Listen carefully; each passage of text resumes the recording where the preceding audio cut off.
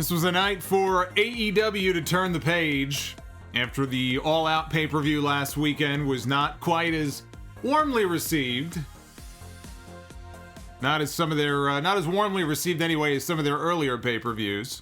So this was a new chapter for AEW. We had breaking Cody news. They were promoting this right up until the very end of the show. Breaking Cody news. Well, I stuck around to find out what that Cody news was, and I wish I had. That was the big Cody news? Really? A new reality show? That's what they hyped this thing up for. But the bigger story is Miro has arrived. Miro is all elite. Oh yes, we're going to have a lot to get into tonight on this, your AEW Dynamite review. Let's get into it.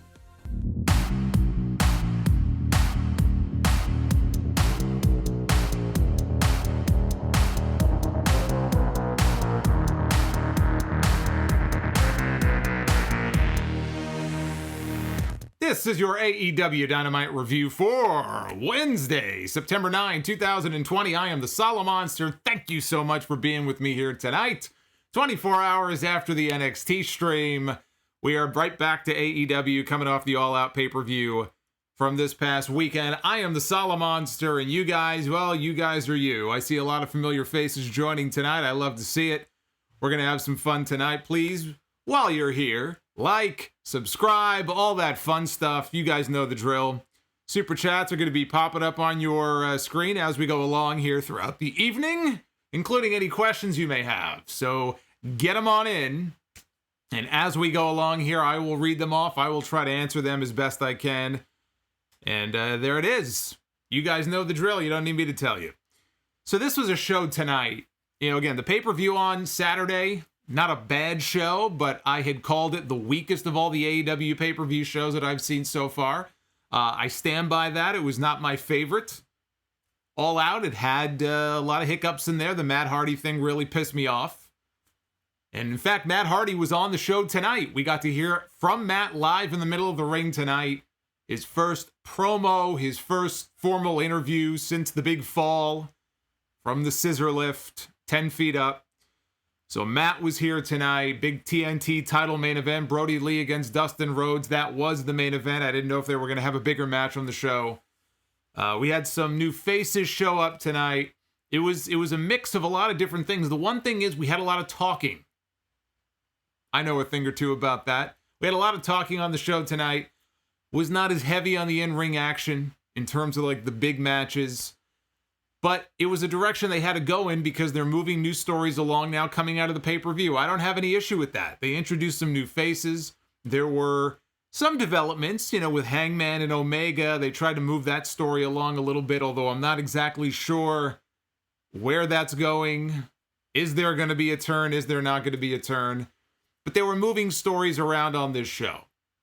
So I thought it was a pretty solid effort overall. Not a blowaway show or anything like that. In ring, there really was nothing that I would tell people to go out of their way to watch. Really was no big main event on this show. I got to tell you, I was kind of disappointed as main events go. It was a very paint by numbers match, I thought, with Brodie Lee and Dustin Rhodes. We're going to get into all that. We have to go all the way back to the beginning, though. We have to go all the way back to the opening of the show. 2 Escalades. This was an interesting shot that they set up here, because we had Tony Schiavone outside the building earlier in the day, and you see 2 Escalades, 2 black Escalades pulling head-to-head. They arrive at the same time, and out of the Escalade comes Chris Jericho on one side and MJF on the other. It's almost like they synchronize their arrival together, and they both go to speak, and the other guy wants to let the other person speak. They're being very nice to each other, and they're saying very complimentary things about each other. He puts over MJF. You should be the AEW champion right now. And MJF puts over Jericho, and I can't believe the fact that you even had to touch Orange Cassidy is criminal. What happened to you isn't right. So it's a mutual admiration society here. They do this thing as they walk away. We get a split screen, and there's one camera following Jericho, and there's one camera following MJF. and they both have the same idea as they walk away. What an idiot. So they were both heeling on each other as they walked away, as two heels would. Actually, they called each other losers. What a loser. And I just thought to myself, you guys were both losers. You both lost your matches at the pay-per-view. So there's something else they have in common. I thought it was good. I actually enjoyed that. It was a little bit different. For an opening segment, I thought it was a little bit different. We had Jurassic Express against the Lucha Bros with Eddie Kingston. I would say in-ring wise, now that I think back, the whole show top to bottom, and maybe I was a little too harsh on the main event. There was some good action in the main event, and I know the story they were trying to tell. I just think in terms of like a main event on the show, I was expecting, I don't know. The finish was absolutely what I was expecting. I did not expect Dustin Rhodes to win. But it just, I don't know, just felt like a very paint by numbers kind of predictable outcome to the end of the show. And I think part of it also was the hyping of the Cody stuff. I actually thought it was something tied into the show. I thought it was tied into his return in some way, or him cutting a promo on somebody. So I think that's part of the reason why I was kind of left a little disappointed there. I was not disappointed, though, in the match here. Jurassic Express and the Lucha Bros. Starting off hot, two of the best tag teams in AEW. Lucha Bros, one of the best tag teams in the world. Pentagon and Phoenix. I know he's going by Penta El Cero M now. I don't think it's that they're not allowed to use Pentagon. I think they just want to kind of market him with their own name that they can have full control over. So anyway, I'm still going to call him Pentagon. He'll always be Pentagon to me. Jungle Boy hits a tope out to the floor, sends Phoenix backwards into the barricade. He jumps up on the apron, and Jungle Boy, he's just bouncing all over the place. Jungle Boy is great. Love Jungle Boy. Jungle Boy is fantastic. And as they point out on commentary, only 23 years old. So is MJF. Actually, the two of them had a match back at Double or Nothing. That was, I think, better than a lot of people expected it to be. Those two guys, that's the future. Those are two of your future stars in this company right there. MJF and Jungle Boy. I don't think Jungle Boy will always be Jungle Boy. But those are two of your bigger stars right there. Them, you throw Darby Allin in there, you throw Hangman Page. Sprinkle a few main eventers on top, like a Kenny Omega, like a Chris Jericho or a Jon Moxley, and who knows who else they might pick up in the next year, 2 years. And they've got a solid core to build off of in AEW. The problem is, I will say this, the problem that AEW has to be careful with, and they do have a new TV show, as I see Freaky Jeff Hardy. Love that super chat. That's the $20 super chat right there. With Mr. Anderson making the monkey face next to him. But the thing that AEW has to be very careful with is they have so much talent, I think, under contract. When I saw Nyla Rose come out tonight with Vicky Guerrero, my first thought was, holy shit, I forgot that Vicky Guerrero became the manager of Nyla Rose. Now, maybe Nyla's made some appearances on Dark, but as far as Dynamite goes, they kind of built that up. Who's going to be her new manager? Vicky made her debut, and it's as if we haven't seen them since. And I think it's just because they have to, constantly rotate people out. And that's not a bad thing. I don't think everybody has to be on the show every week. But it just goes to show you, they're probably waiting for that second show. They have a second show as part of their new contract. No word on when that show is coming. It may not come this year, but if it's another hour-long show, I think that'll do wonders for them in terms of getting more people featured. So that's the one thing they have to be careful with. They almost have too much talent. So Jungle Boy, he does the tope to Phoenix. He jumps up on the apron, and he's going to do another move, it looks like, to Pentagon. And Pentagon shoves Jungle Boy off the ropes, and he goes right down into a super kick by Phoenix on the floor. So that takes out Jungle Boy for a bit. Eventually, he gets the tag. In comes Luchasaurus. He hits this move. They called it the Slam Before Time. Is that what they're calling this thing? Really? The Slam Before... God, I haven't thought about that show. The Land Before Time, right? That was the TV show? God, I haven't thought of that show in years. Land Before Time. Holy shit. Well, he calls it the Slam Before Time. We had Phoenix on the top rope, and Luchasaurus reached up and grabbed him and choke slammed him off. Phoenix almost landed on his head. I mean, this guy came right down on his head. I winced, but thankfully he was okay. That was a close call, though. Lucha Bros hit the foot stop into the package pile driver combo to Jungle Boy. Jungle Boy kicked out. That's their finish. And Jungle Boy kicked out. Penta tagged in his brother. So now Phoenix is the legal man.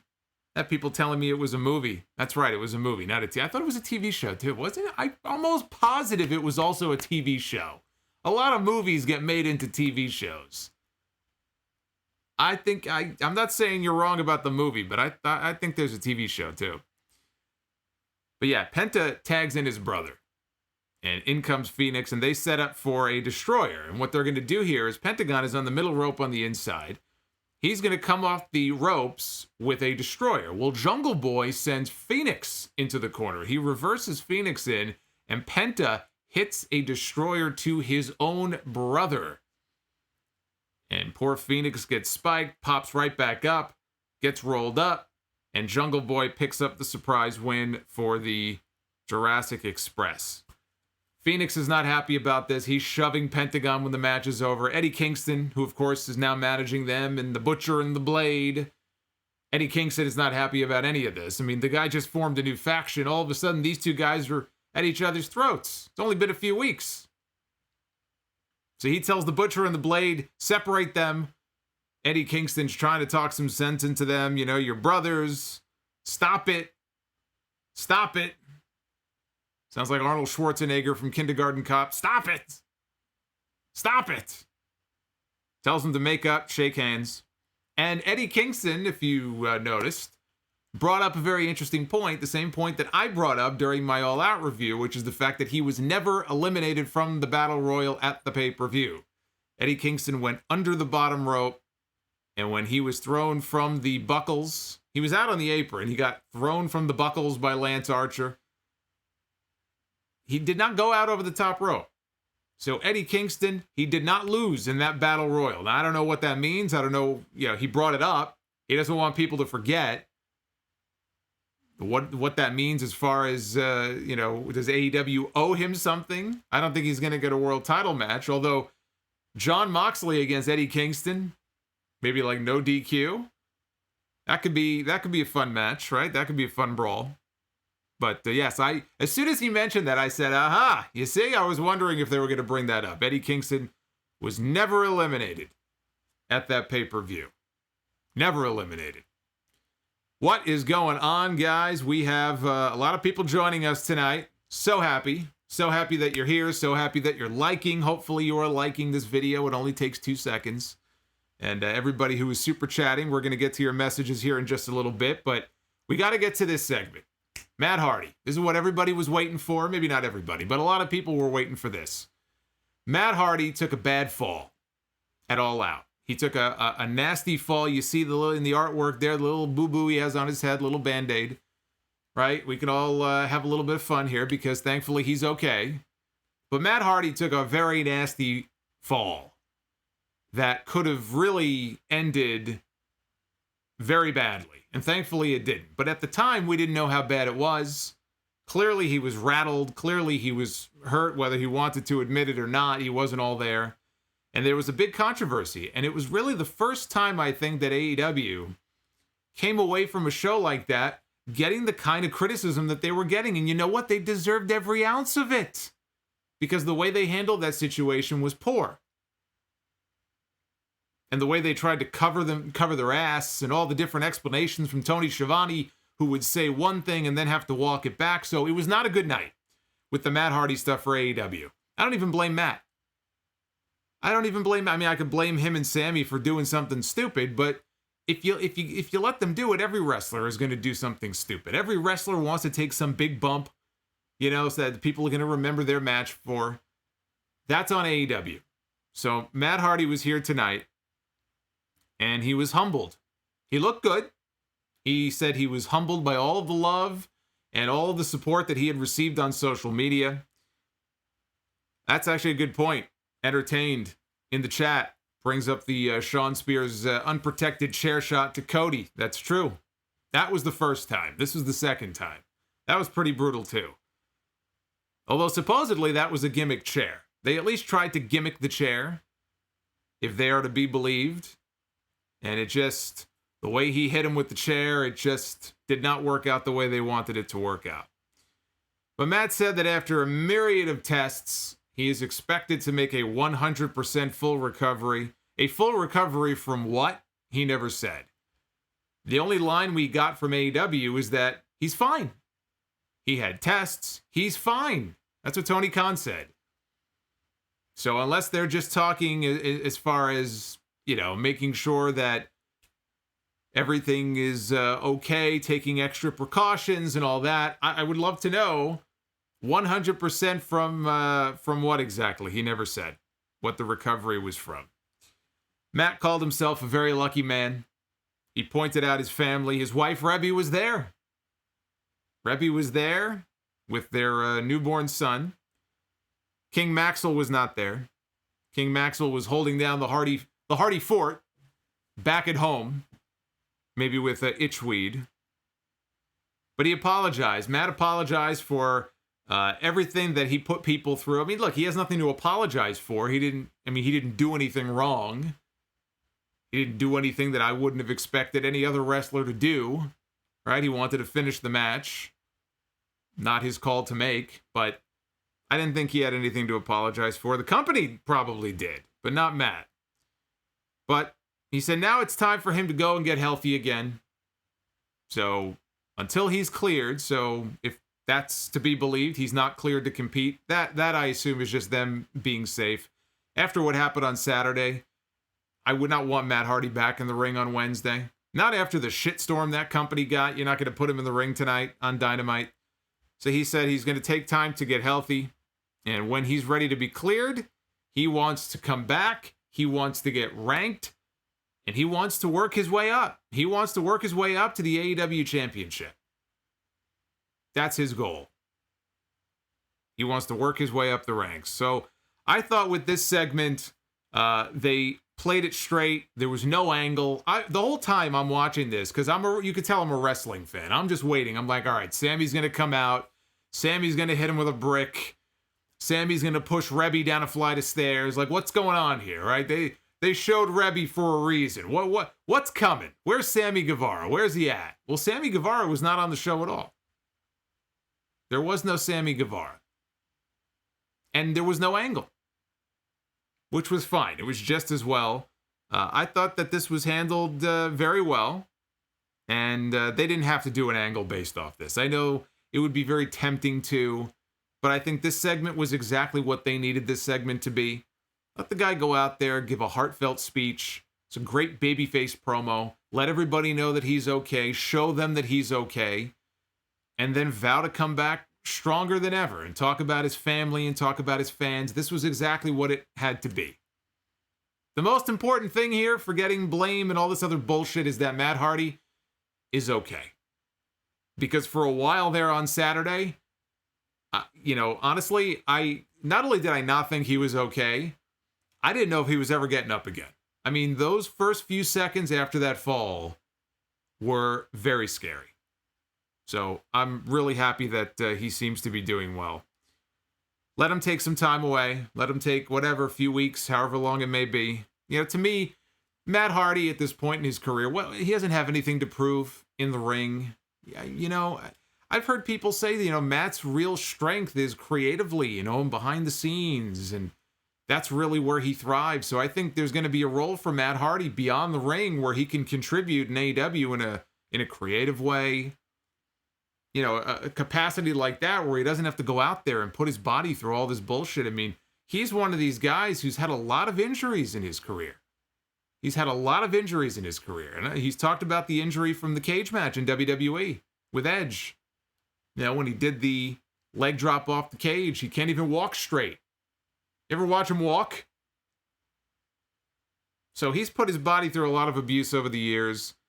And now, nothing left to prove, but it looks like they're going to bring him back and do the old vet story where he tries to climb the mountain and, He's not going to win the championship. Matt Hardy will not be AEW champion. But could Matt Hardy come back at some point and be the TNT champion? Could they give him a token run with the TNT title? Yeah, I could see that. Sure. That I think is possible. But the AEW title, that's just not something that I can see happening. Orange Cassidy. Good old OC against Angelico. Finally, we see Angelico and Jack Evans back in AEW on Dynamite. You know, they've been on Dark in the past. I don't even know if they've been on Dark recently. I assume I think they might have been stuck in Mexico due to the pandemic. But the thing is, like, even before the pandemic, they weren't showing up on TV much even then. So the pandemic was really no excuse. I can never really understand why. Even pre-pandemic, they really were not doing anything. And when they would use Angelico and Jack Evans on those rare occasions, it was almost as if they were just used as enhancement talent. And I became a fan of their work, especially Angelico, watching him in Lucha Underground. When I found out that he was signed with AEW, I was excited. I said, this guy's pretty awesome. This is going to be great. And then they just didn't do anything with him at all. Remember that stuff at the very beginning of AEW with Kevin Smith? They had Kevin Smith as a guest in the audience. He was supposed to be on SmackDown. That might have been the first week, actually, that SmackDown went to Fox. And they were going to have Kevin Smith and I think Jay Muse probably on the show to promote their new Jay and Silent Bob movie, but they were on Dynamite first. And WWE rescinded the invitation. They were victims of the wrestling war. Kevin Smith was the first victim of this new so-called wrestling war last year. But I bring them up because there was a segment where I think Jack Evans was kind of getting up in their face in the front row. That's like one of the only real memories I have of Jack Evans and Angelico having anything to do on Dynamite. These guys are severely underutilized. Unfortunately, they really didn't use them much here either. If you blink, you missed it. There was a little bit of offense for Angelico. Jack Evans was out there in his corner. But this was really just an exhibition for Orange Cassidy. Hit a suicide dive, high cross body off the top by OC, tornado DDT, and the Orange Punch for the win. Is that official? I mean, is that the name of the move? Because I mean, Orange Crush. I'm really hoping he has another move with that name already. I mean, come on, it's a gimme. Orange Punch. Call it Orange Crush. Or the Orange Crush. How could that not be the name of the move? Seems obvious to me. So this was just a win for Orange Cassidy. Santana and Ortiz ran in. They attacked OC after the match. Best Friends ran out to make the save, chase off the Inner Circle guys. And Chuck Taylor cut a promo, and Trent took the microphone as well. They were trying to be serious. I cannot listen to or watch a Chuck Taylor promo and really ever take it seriously. Chuck Taylor is the epitome of someone who is not meant to be taken seriously. I'm sorry. I can't. Like, every time I look at him, he's got that look on his face like he's just going to start laughing hysterically. Trent, though, when Trent took the mic, I could take Trent seriously. A hell of a lot more than I can Chuck. I think part of it also is every time I think of Chuck Taylor, I think of the angle or the match from Chikara years ago with the Army of Ants, with the grenade spot, which I enjoyed. I'm sure it makes some people's heads explode. That's the first thing I always think of when I think of Chuck Taylor, is the exploding grenade. God, how many years ago was that? Probably 2007, 2008, probably, something like that. But they challenged the members of the Inner Circle to a fight in the parking lot next week. No more bullshit, no more laughing, no more funny business, no more games. You know, you wanna keep attacking us and doing all this stuff? We'll do it in the parking lot next week. And it is official. Now they are going to have a parking lot fight on the show coming up next week. Now, as far as Orange Cassidy goes, I like Orange Cassidy. Don't get me wrong. But I feel like he's peaked. I think we have seen the peak. I really do. At least with this gimmick as it currently is. Maybe Orange Cassidy over the years, in the years to come, will evolve. I don't think he's really that young of a guy, though. I mean, you know, we're not looking at Orange Cassidy as the bubbly 23-year-old that Jungle Boy is, or MJF, or anybody like that, but I don't know. I feel like he had the program with Jericho. Jericho was the AEW champion, right? big deal when he first came into the company. Jericho's a legend. He got to work with Jericho. He won the feud. He won the rubber match. Orange Cassidy is not going to challenge for the AEW World Championship, and frankly, he shouldn't be challenging for the AEW World title. I like Orange Cassidy. I don't like Orange Cassidy enough to want to see him wrestling for the AEW Championship. So I really do think that he may have peaked with this feud, with this win, this victory in the program over Jericho. And now it's just kind of like, where do you go from here? You know? How much farther can you go with this character as it is right now? Because eventually people are just going to get tired of it. They're going to want to see something new. They're going to want to see something different. You know, I just wonder what's next for him. What's next that could be higher than where he just was? And I'm not seeing it. Because there's a lot of other people occupying those spots right now. So I feel like a match like this with Angelico, they just have to feed him wins, because you don't want to squander whatever momentum he has coming out of those wins over Jericho. But at the same time, I don't see a good spot for him. I really don't. A good spot where he'll be prominently featured or wrestling for a championship, I don't see it. So I almost feel like he's destined to go back on the back burner very soon. Alex Marvez was in the back trying to get an interview with the Young Bucks. And he's knocking on the door. The most awkward door knocking I've ever seen, by the way. Alex Marvez is just very awkward in general when I see him on TV. He's not really a TV guy. Alex Marvez has been doing articles and journalism and that stuff in I think, is it the Sun Sentinel, or what's the main paper down there in Florida that he writes for? But he's been around for ages. I mean, going back to at least the late 90s, I've heard his name, you know, his byline mentioned. He's not a TV guy. And that's why they had him doing commentary at first, and it didn't last very long because it was not the right role for him. This is a better role for him, but he's still very, very awkward. I'm sure he's a really nice guy, but he's knocking and then looking back at the camera, and then knocking and then looking back at the camera. If I were the Young Bucks, I would have kicked him in the face too. Eventually, the Young Bucks opened the door, double super kick. Stereo super kicks to poor Alex Marvez, and they took him down. And we found out later on that Tony Khan personally fined each of the Young Bucks $5,000 for putting their hand, or their feet, I guess, on poor Alex Marvez. Tony Schiavone was in the ring with Kip Sabian and Penelope Ford to find out who the best man would be for Kip's wedding. This is one of the big segments on the show tonight, and we're going to get into it. But first, I want to read off some of these super chats that are coming in hot and heavy here, and I do appreciate you for it. Jacob Donnelly, you were number one tonight. You were the first guy dropping some super chat. Very entertained by the show, he said. Genuinely popped seeing Rusev. Garrus Vicarian, also very excited about what we saw in the segment. And Jacob again talking about them flashing that NWA women's title match. I'm going to talk about that later.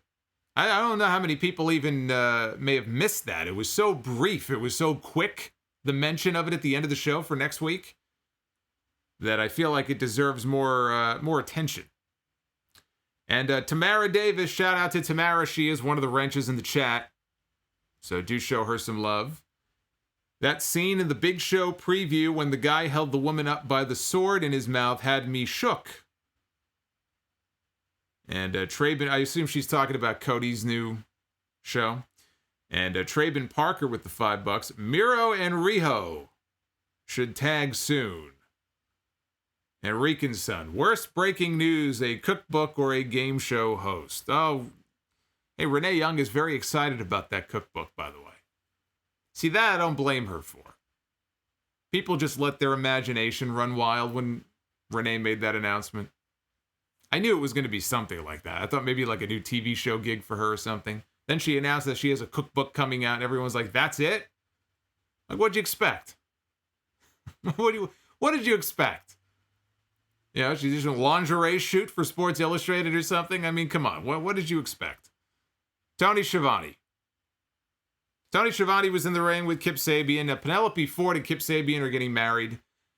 AEW is doing what every wrestling promotion does. WWE has done it to death over the years. We've seen Impact do it. You got to have the wrestling wedding. Usually wrestling weddings are good for ratings. We'll find out. But they're getting married soon. They're actually getting married in real life, but they're getting married on the show as well. But we were first going to have to find out who his best man was. And Sabian kicks Tony out of the ring. He goes, I don't need you for this. I'm going to do this myself. Get out of the ring. And he goes to introduce his best man, and out comes a fan. I think he called him, did he call him Fluff or Fluffy? He's a big guy. Comes out in his Hawaiian-looking shirt, shorts. He's certainly dressed for the occasion. Although I guess they're in Florida, so he did dress for the occasion. But he comes out, and he is a fan of Kip's from Twitch. So Kip Sabian, every time he's on TV, he's promoting his Twitch channel. And he refers to the fan as a fan of his from Twitch. He says, I called you the best on Twitch. I didn't mean you were my best man. He goes, get out of here. Get out of here. How this guy even had access to Dynamite if Kip didn't bring him in? What does that say about the security at AEW? Tony Khan needs to work on that too. So anyway, he kicked Fluffy or whatever the hell the guy's name was. Not to be confused with Gabriel Iglesias. So then he tries again. Let's bring the best man on out here. And out comes Brian Pillman Jr., who I think is still signed to MLW, but feels like he's probably on his way out. Probably will be full-time soon enough with AEW. Out comes Brian Pillman Jr. with that wonderful mullet of his. And he's so excited. Man, I'm so happy to be your best man. This is great. And Kip says, you're not my best man. He goes, you're texting me all the time, and I texted you back, and I said, you're the best, man. That doesn't mean you're the best man. He goes, you're not even a real friend of mine. And it's like Brian Pillman Jr. just slinked off like his girlfriend just dumped him. Why didn't he pop him in the mouth? Brian Pillman Jr. could probably mop the floor with this guy. But he slinked off like a loser. All sad. His father wouldn't have done that. His father would have broken a freaking crutch right across this guy's neck. So finally, it was time. Third time's a charm. Bring on out the best man. And who should come out but Miro? Yes, the former Rusev has arrived in AEW. And out he comes, and he gets a great ovation from the limited number of fans that are in the crowd. And again, this makes me sad when I see this stuff, just because whether it's Matt Hardy, whether it was Brodie Lee in Rochester, his hometown when he debuted that night, or in this case, Rusev, I just picture a Dynamite with a packed building of 5,000, 6,000, 7,000, 8,000 people, and the reaction that this would have gotten. And all the people that were probably still yet to come may debut on this show, who are not going to get that big pop in front of that big audience. That goes for WWE as well. I mean, all these moments that we're losing out on, it sucks. But the limited number of people who were there, they did make a lot of noise for him. And then he did exactly what I was hoping he would not do. So what were the first words out of this guy's mouth, right? He makes his big appearance here. People know who he is. People know where he's from. What is the first thing out of this guy's mouth? 10 years in the same house, under the same glass ceiling, looking up at the brass ring. Well, you can take your imaginary brass ring and you can shove it up your ass. And of course, cheap pop, because who's not going to pop for that? Now look, I am not saying that this guy does not have a reason to be upset with how he was used in WWE, especially the later years of his career. I mean, this is the same guy who got to ride a giant tank out to WrestleMania. The same tank he claims that he and his wife had sex in. But he got to ride a giant tank out for a WrestleMania match. If you think about it, truly one of the best WrestleMania entrances of all time. For a big match with John Cena. He was undefeated for like a year. It's not like Rusev never got pushed. But when that initial monster push was over, he was never pushed at the same level again. He had the Rusev Day stuff that got over. He's talked recently on Twitch and his certain podcast about Vince McMahon's reaction. You know, these people don't really like you. They're just making fun of you. And, you know, it's very frustrating to hear that. And Rusev has every reason to, you know, vent if he wants to vent on his social media and tell stories about what it was like, you know, working in that company at that time. I'm sure it was very, very frustrating for him. And clearly there was a lot of wasted talent. But my God, if I have to hear another WWE guy debut on whether it's AEW or Impact or some other show and talk about I was held down, the glass ceiling, the brass ring, all you know, we hear these terms all the time. I'm sick of hearing about it. Do we need to hear the same fucking speech every time a WWE guy debuts on the show? Can we please just, you know, save that for the podcasts. Save that for the social media. Save that for the shoot interviews. Come on the show and establish your own identity. Okay? You don't have to come out. We know that Vince McMahon didn't use you to your full potential. The best way that you could get back at them now is to come to AEW and get yourself over in a completely different way. And the company can make a lot of money with you, and then you can turn around later on and say, you see, you were wrong. Look at what you missed out on. But, you know, we always hear the glass ceiling and the brass ring, and it's like, I just feel like I'm so desensitized to it at this point. Now, on the one hand, it's kind of sad that there's so many of these ex-WWE guys who fit into that category, right? Of guys they dropped the ball on. You know, that's on WWE. But the first words out of his mouth, glass ceiling, brass ring, like enough already. It's like a broken record with some of these guys. And that wasn't even the only time on this show that somebody took shots at WWE. FTR did later on in their segment. It's like they can't help themselves. Anyway. Once we got beyond that part, my name is Miro, and I am all elite. That was the best part of the whole promo to me. That's all he had to do was look dead in the camera and go, my name is Miro, and I'm all elite. And everybody popped. That was my favorite part of the whole thing. That's all he had to do. But he also embraced Kip Sabian. He gave him a big hug and told him he can't wait to be his best man. And it's a very weird pairing, I will say that. But, you know, what a week for Miro. What a week for Miro. From telling Dave Meltzer that he's going to burn in hell. That's what he said. He goes, one day Dave Meltzer is going to burn in hell. Now think of all the people in this world, all the awful, scummy people in this world that you would look at and go, you know, one day that guy is going to burn in hell. Dave Meltzer is not somebody I would look at and go, you know what? You're going to burn in hell one day. Even the people that I have disagreements with on social media, who I don't even like, trolls and people, I don't turn around and go, you're going to burn in hell one day. So from telling Dave Meltzer he's going to burn in hell right to Dynamite. Actually, if you think about it, he went from one wedding angle in one company to another wedding angle in another company. So he's kind of right back in the same position he was in before, if you really think about it. Right? One crappy wedding angle to what hopefully will not be a crappy wedding angle. That remains to be seen. This is not the way I would have expected him to debut, with a comedy mid-carder, which is what Kip Sabian is. Kip Sabian is a comedy mid-carder. That is how he is used. That is how he is booked in this company. That's just a fact. That's just how he's currently positioned on the show. Nothing wrong with that. Not the spot, though, that I would have expected Miro to debut it. Of all the guys who were released or fired or whatever by WWE, they had those mass cuts back in April, right? Rusev was probably, I would say for me, maybe the number one guy of all of that whole group that got cut.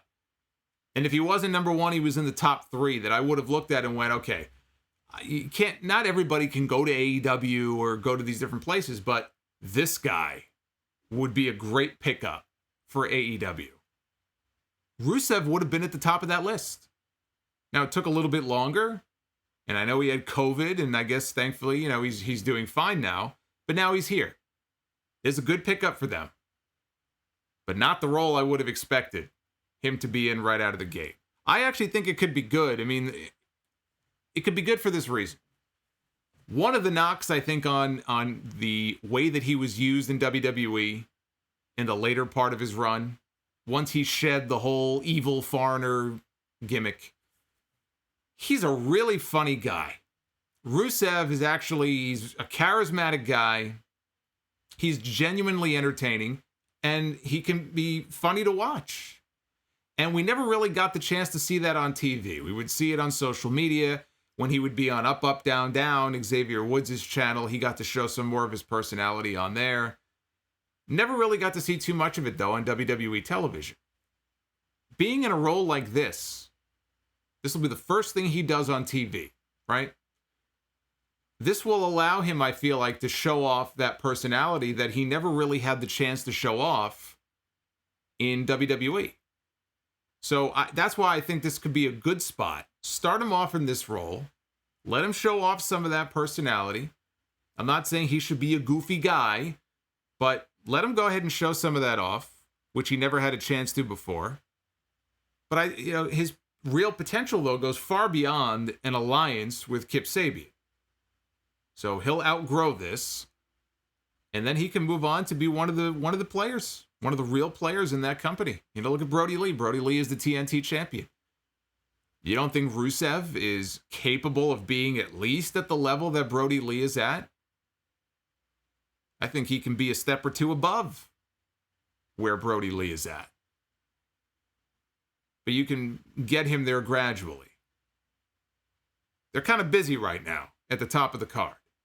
So that's why I think this could end up being a good spot. Let him establish an identity for himself before you really elevate him up the card. So it was good to see him. I just was not a fan of. It's just so cliched to me at this point. The shitting on WWE, while they may deserve it. I'm not saying they don't deserve it, but if I'm AEW, it's like, you know what? We've heard this before. People know your story. They know where you came from. They know what you went through. This audience that AEW has, they probably heard every shoot interview, every comment you made. They know the bullshit that you went through. It's just such a cliched promo that almost every ex-WWE guy has to cut. Even Brodie Lee has worked in little digs at Vince McMahon and stuff. And at first I didn't mind it too much because it was kind of funny. And they're still doing it on Being the Elite, which is fine. That's what Being the Elite is. But enough. We get it. Focus on you and being, now you're here. You were there, now you're here. Fuck them. Prove them wrong. Prove them wrong and show them that there was a lot more to Miro than WWE realized. And to me, that's the best revenge you could get. Get yourself over in this new company. That's the best thing that he could do. And the other thing, there's so many guys that he could work with on this roster. I look at a guy like Rusev, and I think he would work well with a Darby Allin. So you've got Darby, you've got Omega, you've got Moxley. For some reason, I would even love to see him in singles matches against guys like Pentagon and Phoenix. I just think those could be fun matches. So he's got a lot of new faces. I mean, Moxley isn't exactly new, but he's got a lot of new faces that he can work with on this roster. So this is a good pickup. It's a good pickup for them. Jackalope Music with the $5. I did not see Dynamite, but I popped because I now know Miro had arrived. If I was in the crowd, this is a mandatory holy shit chant at the very least.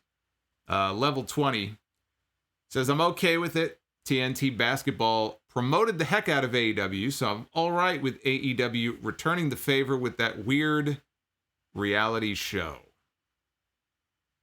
They could do whatever reality show they want to. I just think the way they built that up, I was waiting for something big. And to me, it was just a total dud. I don't give a shit about that show. Who gives a shit? Who cares? Plus, I mean, I guess they couldn't do anything about the timing of it. I assume all this stuff was probably taped months ago, but you just did this big injury angle with Cody. Now the first time we see him back on TV is 2 weeks later, promoting a reality show, looking fine. But again, timing, there may not have been much they could do about that. Look at all those Randy Orton victims. Those are all the punt kick victims you just saw lined up on your screen there. Big Armada 1988 with the 10. As happy as I was to see Miro, I'm worried that AEW is becoming a wasteland for ex-WWE talent, and I am worried that their homegrown talent will be overshadowed. It could happen. That's on Tony Khan and AEW to make sure that doesn't happen. I think that there can be harmony between the two. I think a guy like a Rusev you can bring in and he can work with those AEW talents. That's why I just said Miro and Darby Allin, Miro and Omega, or Hangman. These are new faces. You know, these WWE guys, they don't necessarily want to work with WWE guys. You know, Miro doesn't want to necessarily work the rest of his career in AEW working matches with Luke Harper and Dean Ambrose. I'm sure he wants to get out there and work with some of these newer faces. So I think there could be a good harmony between them. But that's up to Tony Khan to make sure that works out that way. Brian Mahoney. My interest in the wedding angle shot from a 1 to a 10. I remember nobody having faith in the wedding of Billy and Chuck. That was one of the best segments in history. I think this could be great. Every wedding has the potential. Every wedding has the potential to be very entertaining. Some are. A lot of them are not. But some of them are. The Billy and Chuck angle, because of the Eric Bischoff reveal, and then 3-minute warning, and back then it was a really big deal. If you had people from SmackDown showing up on Raw showing up on SmackDown, you got to remember, we're going back to 2002, 2003, when they actually gave a shit. In the early days of the brand split, that was an all-time great angle on SmackDown. But unfortunately, they're not all like that. Tony Schiavone, he interviewed Hangman Page. We had 2 separate sit-down interviews on this show. Tony had the interview with Hangman, and a little bit later on, we had Jim Ross interviewing Kenny Omega. So first up was the interview with Hangman, and he had his glass of whiskey. Not surprising that Hangman would have that with him. He takes it everywhere he goes. If Hangman had a drinking problem before, after what happened at All Out and losing the titles, oof. That's probably not such a good thing for somebody like Hangman with his drinking issues. But Schiavone asked him, how are you doing? And I don't know, Hangman didn't seem like he was all there. He was still kind of in a fog. He was in a haze after what happened at the pay-per-view. He said it was inevitable. People kept saying it was inevitable that at some point me and Kenny Omega were going to have a falling out or there was going to be some kind of a split. It didn't have to be that way. He said it was his fault that FTR were in the position that they're in now. He allowed that to happen. He allowed them to get in his head. And now they're the tag team champions. And he said that he and Kenny Omega had a lot of problems, but also a lot of wins. And he said that not having the titles is a challenge that they will take on. So he's talking about this as if the team is not over. He's talking about this as if we're going to work out our issues and Hangman and Omega will ride again. We're just going to get back up and we're going to go challenge for those tag team titles. Kenny Omega, though, he had a different idea. Kenny Omega sat down with Jim Ross earlier in the day. And, he talked about the fact that when he first came to AEW, he thought that it was his job. His role was going to be as sort of the anchor in that company. He's going to be the big single star. He's going to come in and he's going to be the ace of the company. He'll be the first AEW champion, and it didn't work out that way. But then he became partners with Hangman, and they formed their team, and they had a lot of success. He said he's proud of the run that they've had. They've had a great run together. They've been the tag team champions. But he goes, now, if Hangman thinks that we're just going to reconcile, he goes, he needs to make other plans. He said the time has come. Gave an entire year to tag team wrestling. And he thinks that it's time now to return to the singles ranks. And to that I say, bravo. Bravo. This is what people have been waiting for, right? This is what people have been saying now. To the point where Omega got aggravated a few months ago and had to address it on, I think it was Twitter, that he was getting all these comments about, God, Kenny, how could you let them do this to you? And when you were in New Japan, you were here, and ever since you came to AEW, you're down here. Where's that Kenny Omega that we saw in New Japan, who was the IWGP champion, having all those classic matches with Okada and Ibushi and Tanahashi? And Omega has commented on this before and said that he viewed his role as being one where he could help make new stars. That was the role that he envisioned for himself in AEW. But we always knew that it would get to a point where you have to promote Kenny Omega as Kenny Omega. Kenny Omega was a big star in New Japan. He could be an even bigger star than he is right now in AEW. We have not seen that version. Rarely have we seen that version of Kenny Omega in AEW. We saw it with Moxley, I guess, maybe in their match. We saw it with Pac, when they had their Iron Man match. But there's only a handful of examples where you can really point to that. AEW would be better off having that version of Kenny Omega back, because that version of Kenny Omega was a star and can be that level of star here. He won't be exactly the Kenny Omega he was in New Japan, because this is not New Japan. In New Japan, you wouldn't wrestle on television every week and have these storylines. I mean, there's storylines there, but they don't have this weekly television with the constant churn in storylines and these, brief TV matches and stuff. He became a star by doing those long, classic, epic battles, where he would just put himself through hell for 30, 40, 50 minutes. And the G1 and all of these things. And by the way, the G1 is coming up in a week. Very exciting. It's the best tournament in all of wrestling. Doesn't feel like G1 season because usually it's in the summer. But the G1 kicks off next weekend. Just wanted to mention that. They put the schedule out today. But if we can get even a piece of that Kenny Omega back, even though it's not the same product, he can't go out there every week and have these long matches.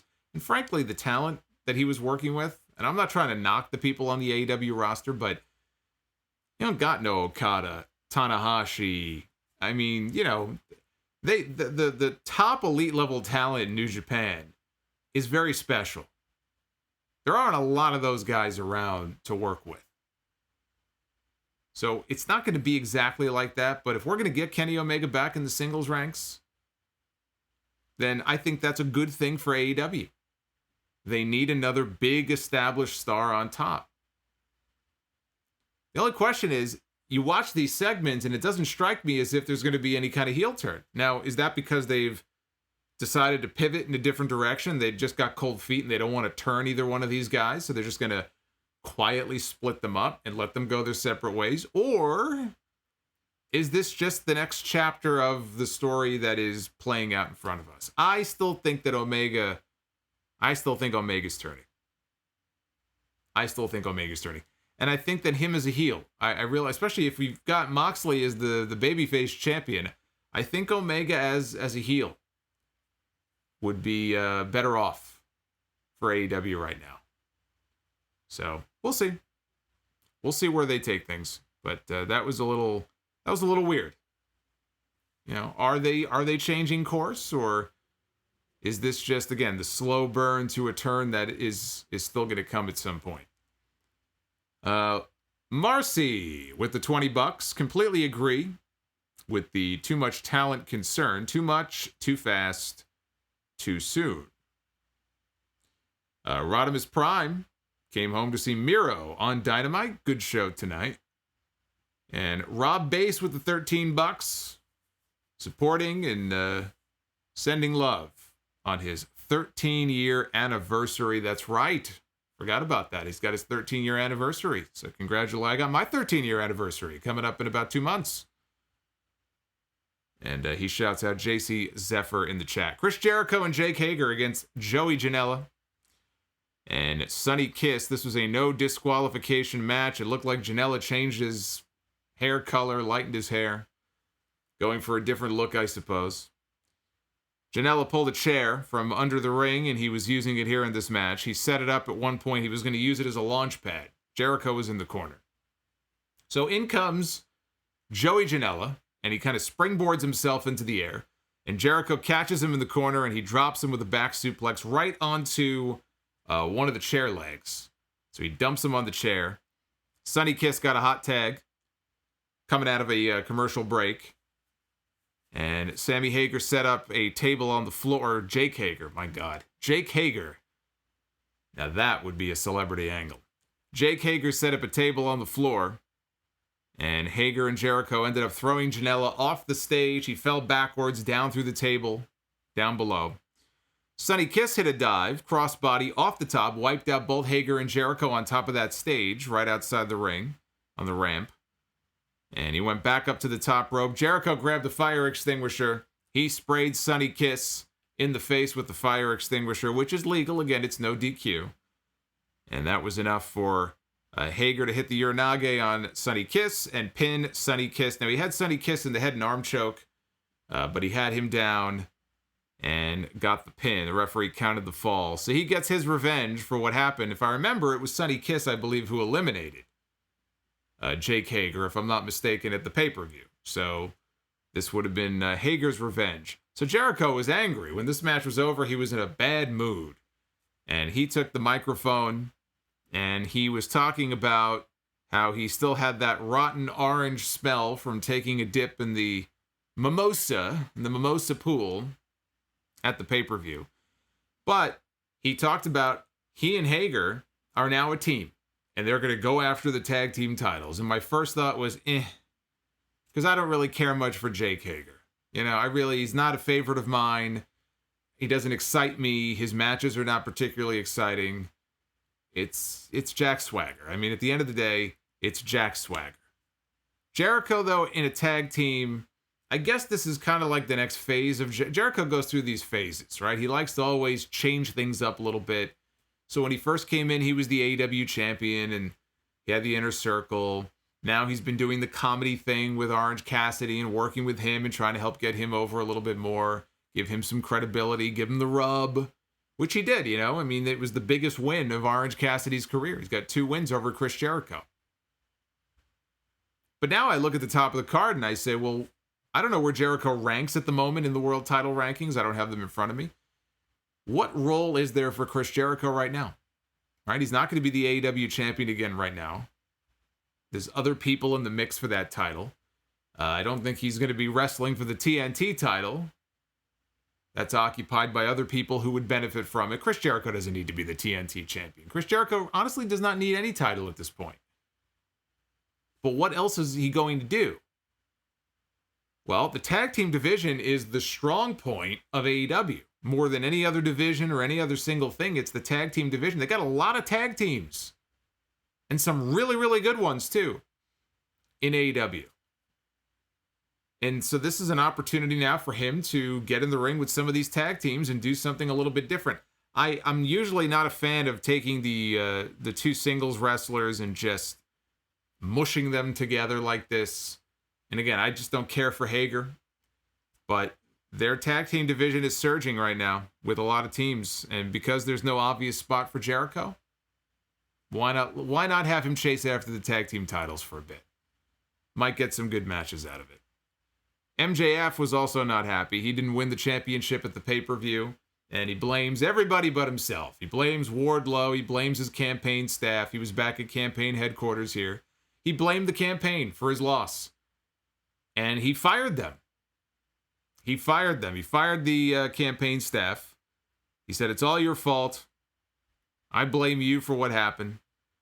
So he fired them all. He turned his attention to Wardlow. And he blamed Wardlow as well, because Wardlow had that errant throw with the Dynamite Diamond Ring at the pay-per-view. So he said he had a problem with him. Do you have a problem with me? He said, because I could put you and your family out on the street. And in the end, he said, now is not the time for aggression. Now is the time to regroup and basically just kind of get our shit together and plan to get back on top. So they're still teasing out the possible split between MJF and Wardlow. They're not going to it right now, but clearly it is still something that they seem to be building towards that direction. Maybe we'll get babyface Wardlow coming out of this. Jon Moxley cut a promo on Lance Archer. We had a promo earlier in the show where Archer was in a dark alley with Jake the Snake. It was raining, and they were cutting a promo on Moxley. And so this was Moxley's chance now to cut a promo. He talked about Archer winning the Battle Royal at All Out on Saturday. Said to himself, son of a bitch. As soon as Lance Archer won the Battle Royal, that was Moxley's reaction. Son of a bitch. I wouldn't want to wrestle him either, so I can't say that I blame him. He said it's not going to be easy. Says the only way to be champion is to crawl through a mile of crap and climb a mountain on the other side. Says he is the number one man right now in this sport.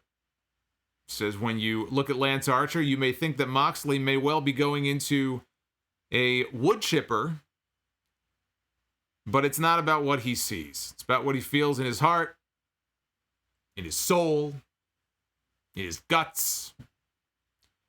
He is unstoppable. He doesn't see a monster, he sees a man. And when the title is on the line, there's really only one question. He said, do you really want to bet against Jon Moxley? We found out later on when the title match is going to be taking place.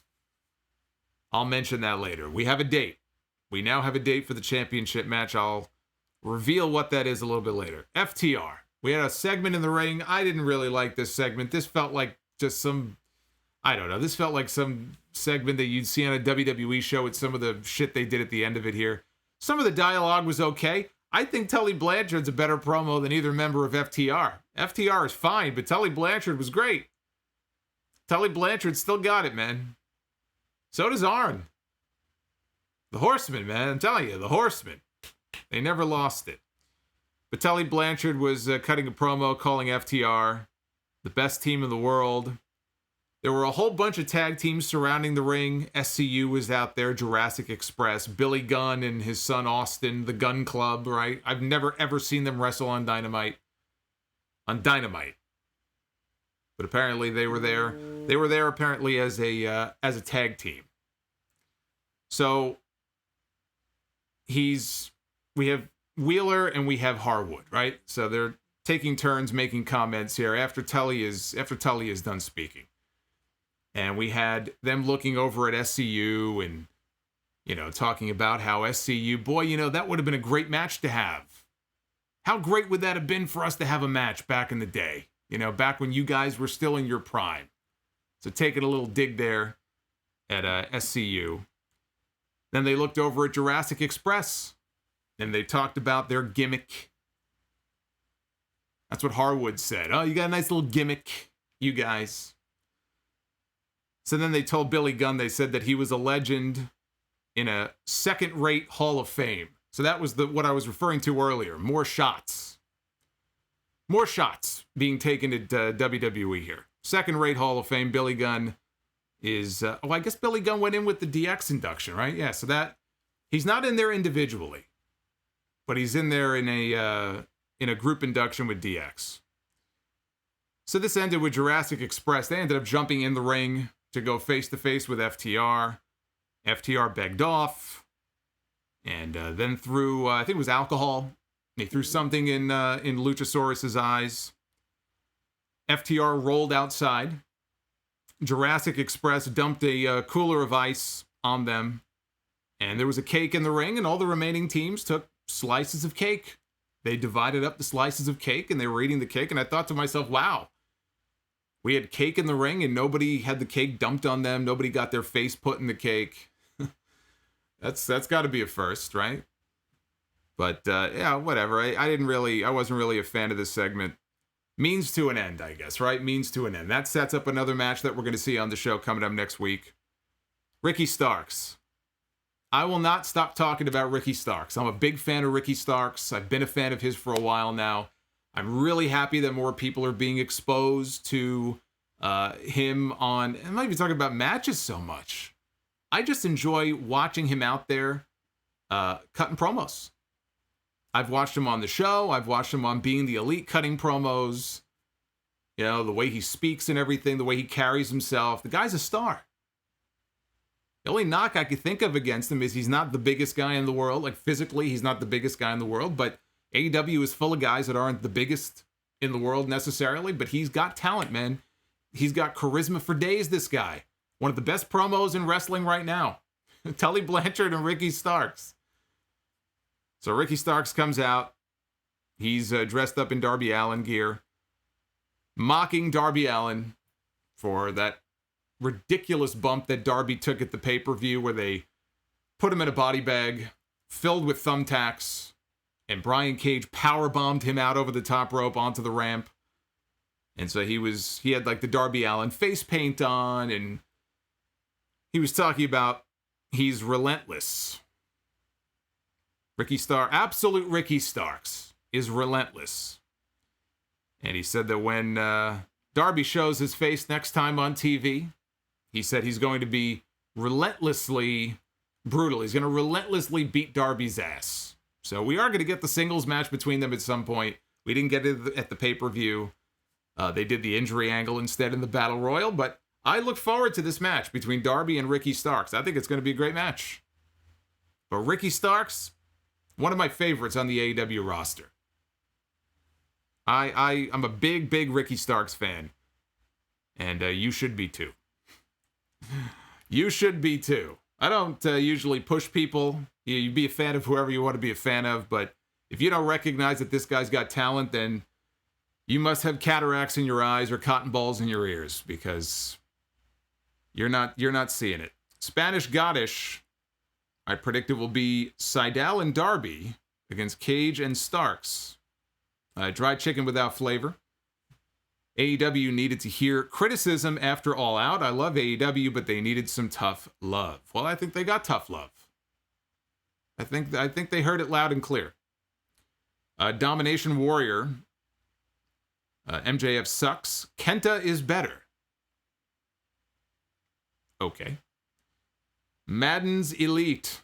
Vince just dropped his coffee when he was told Miro was on AEW. Honestly, I don't really think he gives a shit.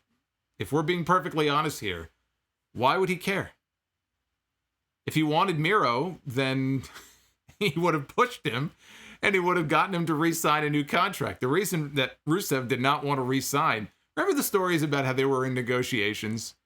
There were conversations going on about him signing a new contract. Obviously, they didn't want him bad enough because they allowed him to walk, and in fact, they got rid of him.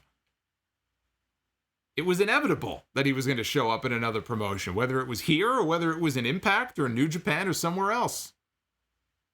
I don't think Vince McMahon gives two shits, which is part of the problem, because why wouldn't you give a shit, right, about losing somebody like Rusev, who could be, I think, an effective part of your roster. But yeah, the idea that Vince McMahon is going to drop his coffee because he finds out that Rusev is in AEW, I don't believe so. I don't believe that to be the case. Tay Conti. Tay Conti is all elite. Everyone's going to be talking about Miro this week. Yeah, that's going to be a big story. I understand it. But this is going to be a good signing as well. This signing will not get as much attention, but I'm going to give it some attention right now. Tay Conti is very talented. Tay Conti, actually, you know what? I would say this. Of all the people who got released a few months ago in WWE, you know, you could point to Rusev certainly being top of the list as far as what were they thinking, what went wrong, big mistake. Tay Conti is near the top of that list as well. She improved a lot from how she was when she first came in and didn't even know what WWE was. She didn't even know what WWE stood for. She thought it was prostitution. That's in her own words. She did a YouTube interview a few months ago after her release. Somebody in the company saw Instagram or modeling photos. That's how they got in touch with her to bring her in. She thought it has something to do with prostitution. Then when she found out it was professional wrestling, she was like, oh, okay, that sounds kind of interesting because she's an athlete. But to go from that only a few years ago to where she is now, she's improved a lot. And she could get even better, and she's very athletic, and she's got that, I think it's judo, but she's got that background. This is a good pickup. This is a women's division that needs people like this, and it won't get the attention it deserves, but this is a good signing. She had a match with Nyla Rose. Oh, look, it looks like me after watching Raw Monday night. She had a match with Nyla Rose.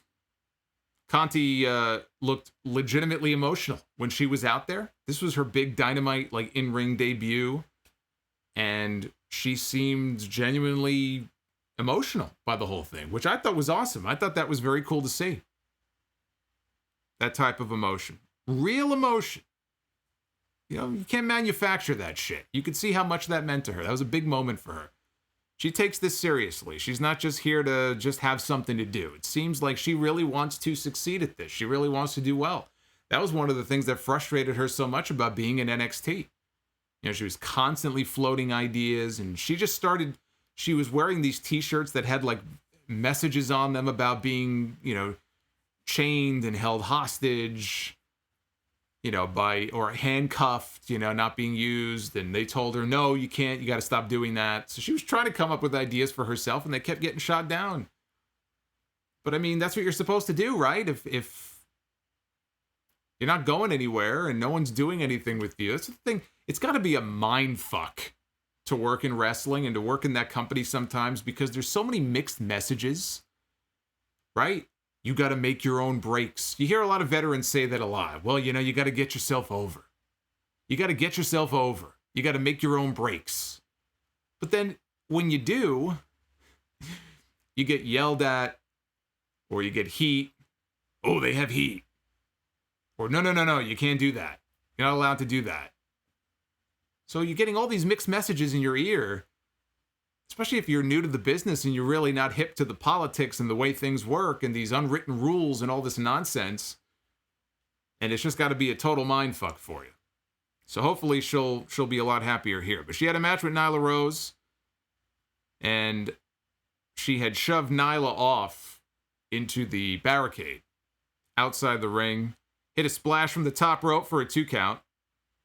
And Conti went to the top for a sunset flip. Nyla pulled her up and chokeslammed her. Conti went for an armbar, managed to get the armbar on. She did lock it on for a little bit, but Nyla pulled her up and hit the Beast Bomb for the win. And when the match was over, Vicky Guerrero cut a promo. My ears, my bleeding frickin' ears, excuse me. And she cut a promo saying that the Vicious Vixens, they are here to make a statement. And Nyla went to go pick up Tay Conti to beat her up some more. Hikaru Shida came out. She had a kendo stick, and she ran the heels off. So away they went. Alex Jimenez, did you hear about The Walking Dead's final season? Coming soon in 2022. I did. I guess this is the final season, right? Season 11 is going to be an extended season. 24 episodes. Going to stretch out over the next 2 years. That's a hell of a run. As much as the audience of that show, as much as the audience has eroded, I think it's still the number one show of its kind on cable. But they have lost a lot of... I remember the days when The Walking Dead would get 20 million viewers an episode. It don't get 20 million viewers anymore, but the show still makes money for AMC. It still does well, so I was surprised to hear that. But I guess they're doing a spin-off. Yet another spin-off. They're going to have a spin-off with Carol and Daryl. Sound like cartoon characters. Daryl and Carol. It's like when Marcy Rhodes, right? When Married with Children, when Marcy woke up one day and Jefferson became a new character on the show. And she had slept with him, and she's like, oh my God, I don't even know his last name. It's like, Jefferson, dear, what's your last name? It's like, Darcy. She goes, my name is Marcy Darcy. I sound like a cartoon character. Daryl and Carol. Matthew Garrett, or Garrett. We'll say Garrett. How about Gray? How about that? Make you sound sophisticated? French. Mox is the best on the mic. Love the promo. He is very good. And Naif Al-Safar with the $15. Naif, you are awesome. Every week I hear from Naif. I hear from Naif on the podcast with the PayPal stuff, Super Chat. You were awesome. What was not awesome was this main event. It was good, but I thought that, I don't know, I was expecting something else in the main event spot. I wasn't expecting this to be the main event. That was probably my first mistake, expecting something else that was unannounced, perhaps, to be the main event on this show. But it went exactly the way you would have expected. Dustin Rhodes challenging Brodie Lee for the TNT Championship. Dustin came off the top at one point with a Hurricane Rana, took over Brodie Lee, then hit a Destroyer. This guy's going around, he thinks he's in the Cruiserweight division, this guy. Dustin Rhodes should be on NXT. He's on the wrong show. He should be in NXT challenging Legado del Fantasma. He should be in there with Carlos Escobar, or whatever his name is. Santos Escobar. There you go. Santos Escobar, challenging for the Cruiserweight title. Brodie Lee went for a power bomb. Dustin slipped out, hit the crossroads for a near fall. So they wanted you to really think that Dustin Rhodes had a shot. They really wanted you to buy into this story. What a great story. Dustin Rhodes has yet to win a singles title in AEW. And he's fighting for revenge for his brother, who was murdered by this man. They didn't really focus on that so much. It was more Dustin being selfish and just wanting to be a champion. To me, the story was, your brother was killed by this man. So you want to go out there and you want to get revenge for Cody. So they were trying to get people, I think, into that story. Lee finally did hit a powerbomb, though. He did hit the powerbomb on Dustin, only got a near fall. Brodie went for a kick in the corner, but he went out over the top rope. Cannonball senton by Dustin. John Silver of the Dark Order tried to get involved. He got in the ring. Dustin hit a snap power slam. Hit a pile driver. Pile driver to Brodie Lee. Brodie grabs the bottom rope at the last moment to break the fall.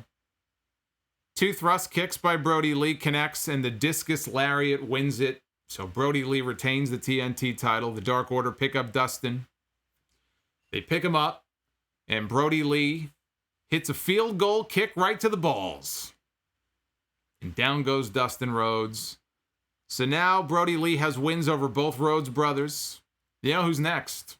Brandy. You're up next, Brandy. Brodie Lee's coming for you. Brodie has to take out Brandy now. That's how it works. You got to take out each member of the family one by one. There ain't no Dusty. There ain't no Sapphire anymore. So you got Brandy, you're next up. Sorry. That's how it works. And that's how they went off the air. But they were going hard on this promotion, saying, Cody, there's some kind of breaking news involving Cody. You got to stick around. When the show is over, we're going to go ahead and we're going to give you some kind of big announcement about Cody. So again, the whole time I'm watching this and I'm thinking, well, maybe Cody's coming back. Maybe they're going to announce some kind of big return date for him or something. And they cut to this promo, this pre-tape video promo with Cody. And the big announcement was he's going to be a judge on a new, I guess, reality show competition, new competition series called Go Big Show. Not Big Show, but the Go Big Show, I guess is what it's called. And the winner has a chance to win $100,000. And I'm thinking, who gives a fuck? Who cares? You have any promotions I had to sit through for that Miz Cannonball show on USA? I already ranted on that a few weeks ago. I thought we had like a new version of Wipeout. I loved Wipeout. I'm like, oh, this is cool. All right, let's see what the show is all about. I watched the first episode of the show, and everybody, it's just people coming down like a water slide going for distance. Like, who cares? We're all like the big dangerous obstacles. I immediately lost interest in the show. I have no interest in watching this show. But good for Cody, I guess. Cody is broadening his horizons. He's trying to become a big star now. He's trying to be the Rock of AEW here. Only the Rock has much better tattoos, I will say. Next week, due to the NBA play, this was kind of funny actually. So due to the NBA playoffs next week, they were like, we're just going to be honest with you. We don't know when our show is going to air. So right now, Dynamite is scheduled to air next Thursday. If Dynamite airs next Thursday, then I'll be here for the live NXT review on Wednesday, because NXT is back to its normal slot. And then we'll just review Dynamite next Thursday. We'll have back-to-back streams again next week. But they said, depending on how the NBA playoffs go, we might air on Wednesday. So basically, we just have to wait and see. Dynamite is either going to air on Wednesday next week or Thursday, but whichever day it is, they announced a full card. This is a packed card. One of the things I like about AEW, they pretty much give you a full card a week in advance, and they may add a match or two as you know the week goes on. But they at least have their shit together enough where they pretty much know what the card is going to be a week in advance, and they give you the full rundown on the whole thing. Whereas with WWE, you read these stories where Vince McMahon shows up to the building an hour before the show and tears everything up. That's no way to run a company. You know those stories remind me of? They remind me of the dying days of WCW. That's what that reminds me of. Only WWE ain't dying. WWE has their shit together a lot more than WCW did. Business-wise, money-wise, yeah, WWE's not going anywhere. But that's what it reminds me of. The dying days of WCW when Nitro, they were still writing the show when they were on the air. That's Monday Night Raw now. Anyway, here's the card for Dynamite next week. Best friends against Santana and Ortiz in a parking lot fight. Thunder Rosa defends the NWA Women's Championship against Ivelisse. This I love. I was hoping that we would not see the last of Thunder Rosa at All Out. That they would find a way to work something out. Billy Corgan and Tony Khan, bring her back in on a more frequent basis. So not only are we getting Thunder Rosa back on the show next week, she's going to defend her NWA title. And against Ivelisse, this could be a pretty kick-ass match. So I am looking forward to that. FTR take on Jurassic Express. Non-title. If Jurassic Express wins, they will get a championship match. If they don't, then they won't. Back to the end of the line. Hangman Page one-on-one with Frankie Kazarian, Chris Jericho, and Don't Call Me Sammy. Hager take on Private Party. And the big announcement about Jon Moxley and Lance Archer, they are going to have their AEW Championship match. It is set for October 14th. That is the anniversary episode of Dynamite. It's going to be the 1-year anniversary since Dynamite debuted. I think it was... wasn't October 2nd, though? I think it was October 2nd. That's what it was. Last year, I think it was October 2nd was the Dynamite debut.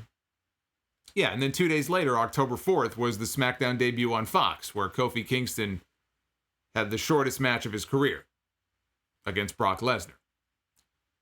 So it's the 1-year anniversary, and October 14, we're going to get our championship match between Moxley and Archer. And I'm still thinking that we're not getting a title change there. I just feel like we're not quite done yet with the Moxley title reign. But we have a few more weeks of TV. We have another month of TV, so maybe they'll convince me. Maybe they will convince me that he does have a shot.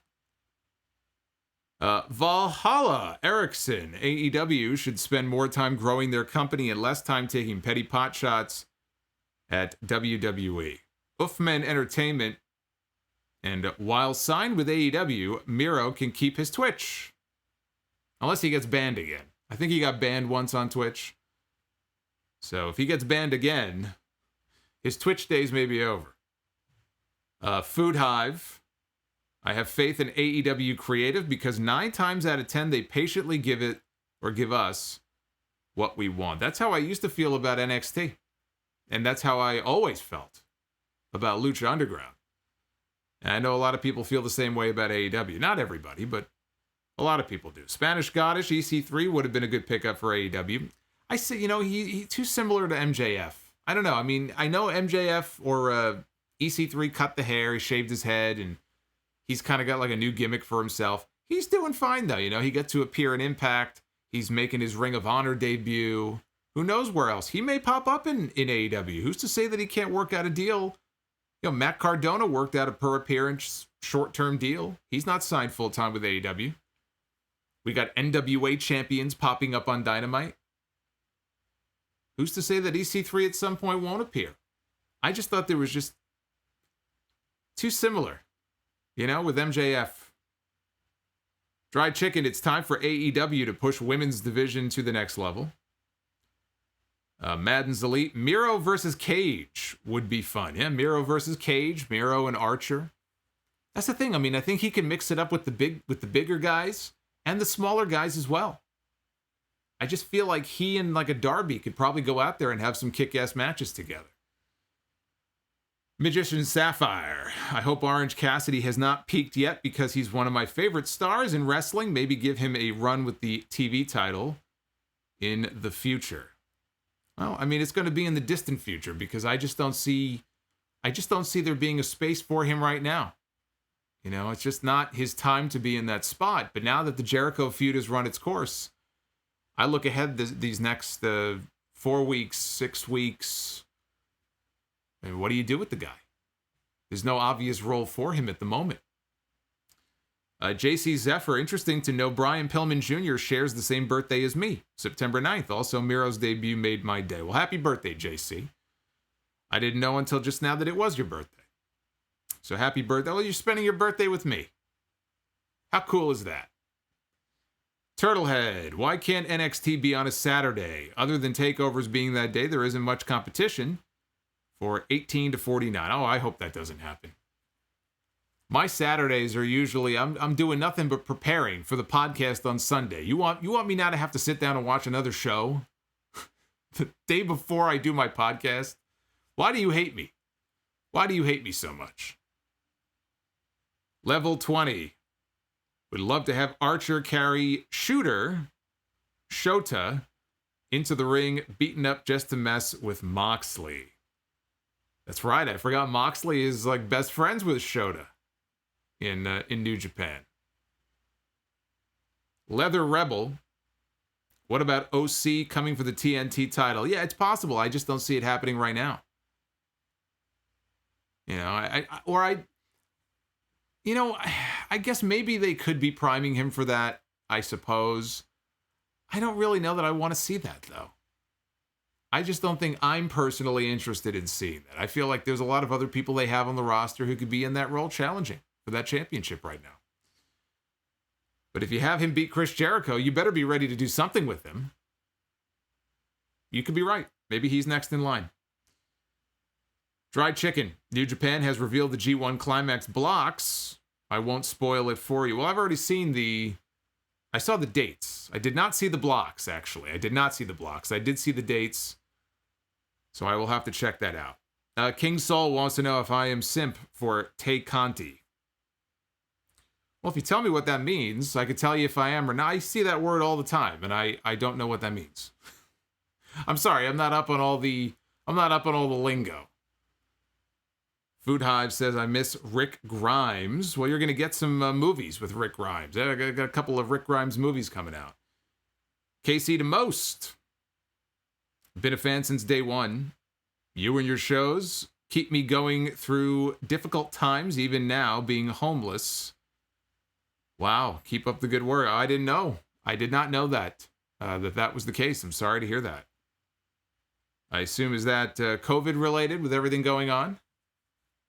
That sucks.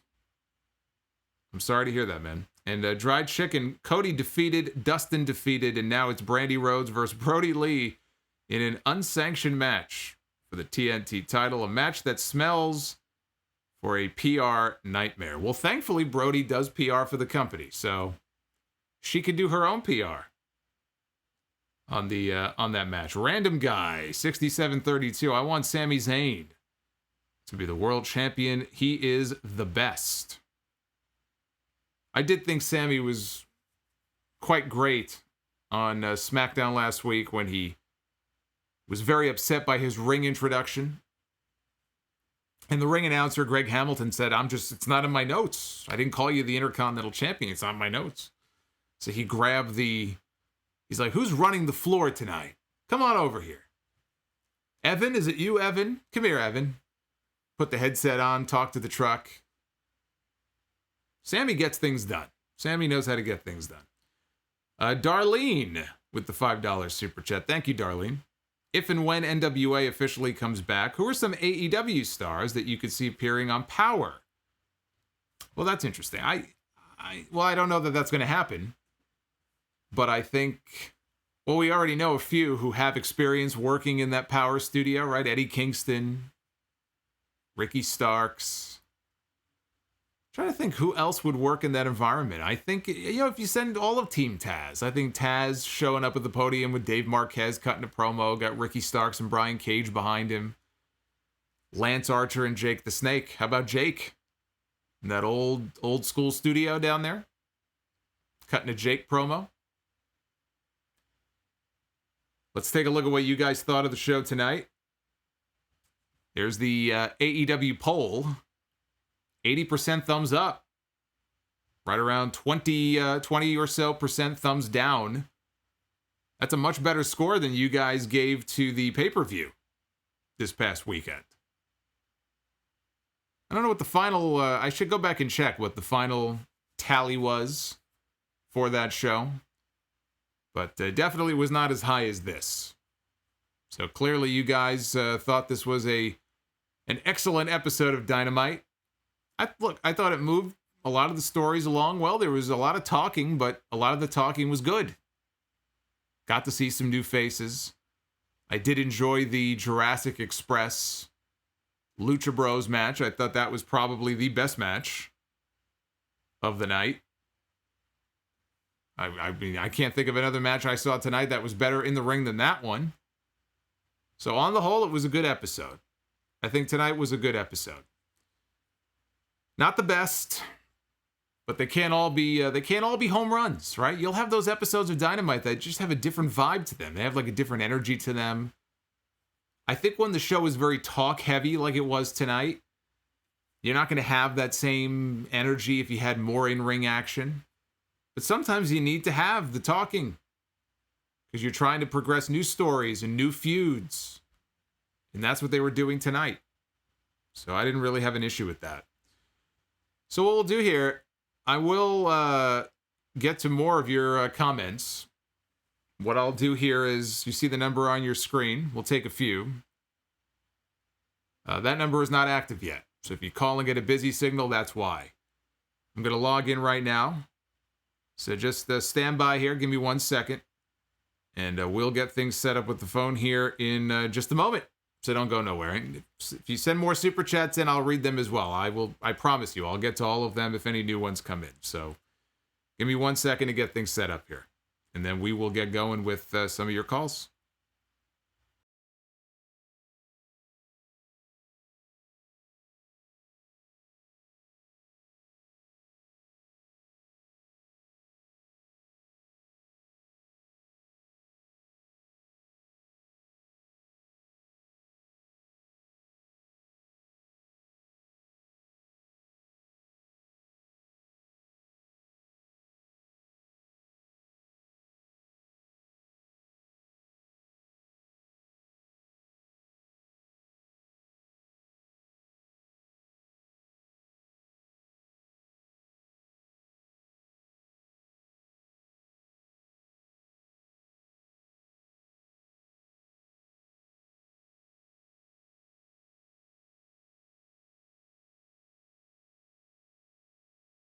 Studio web interface.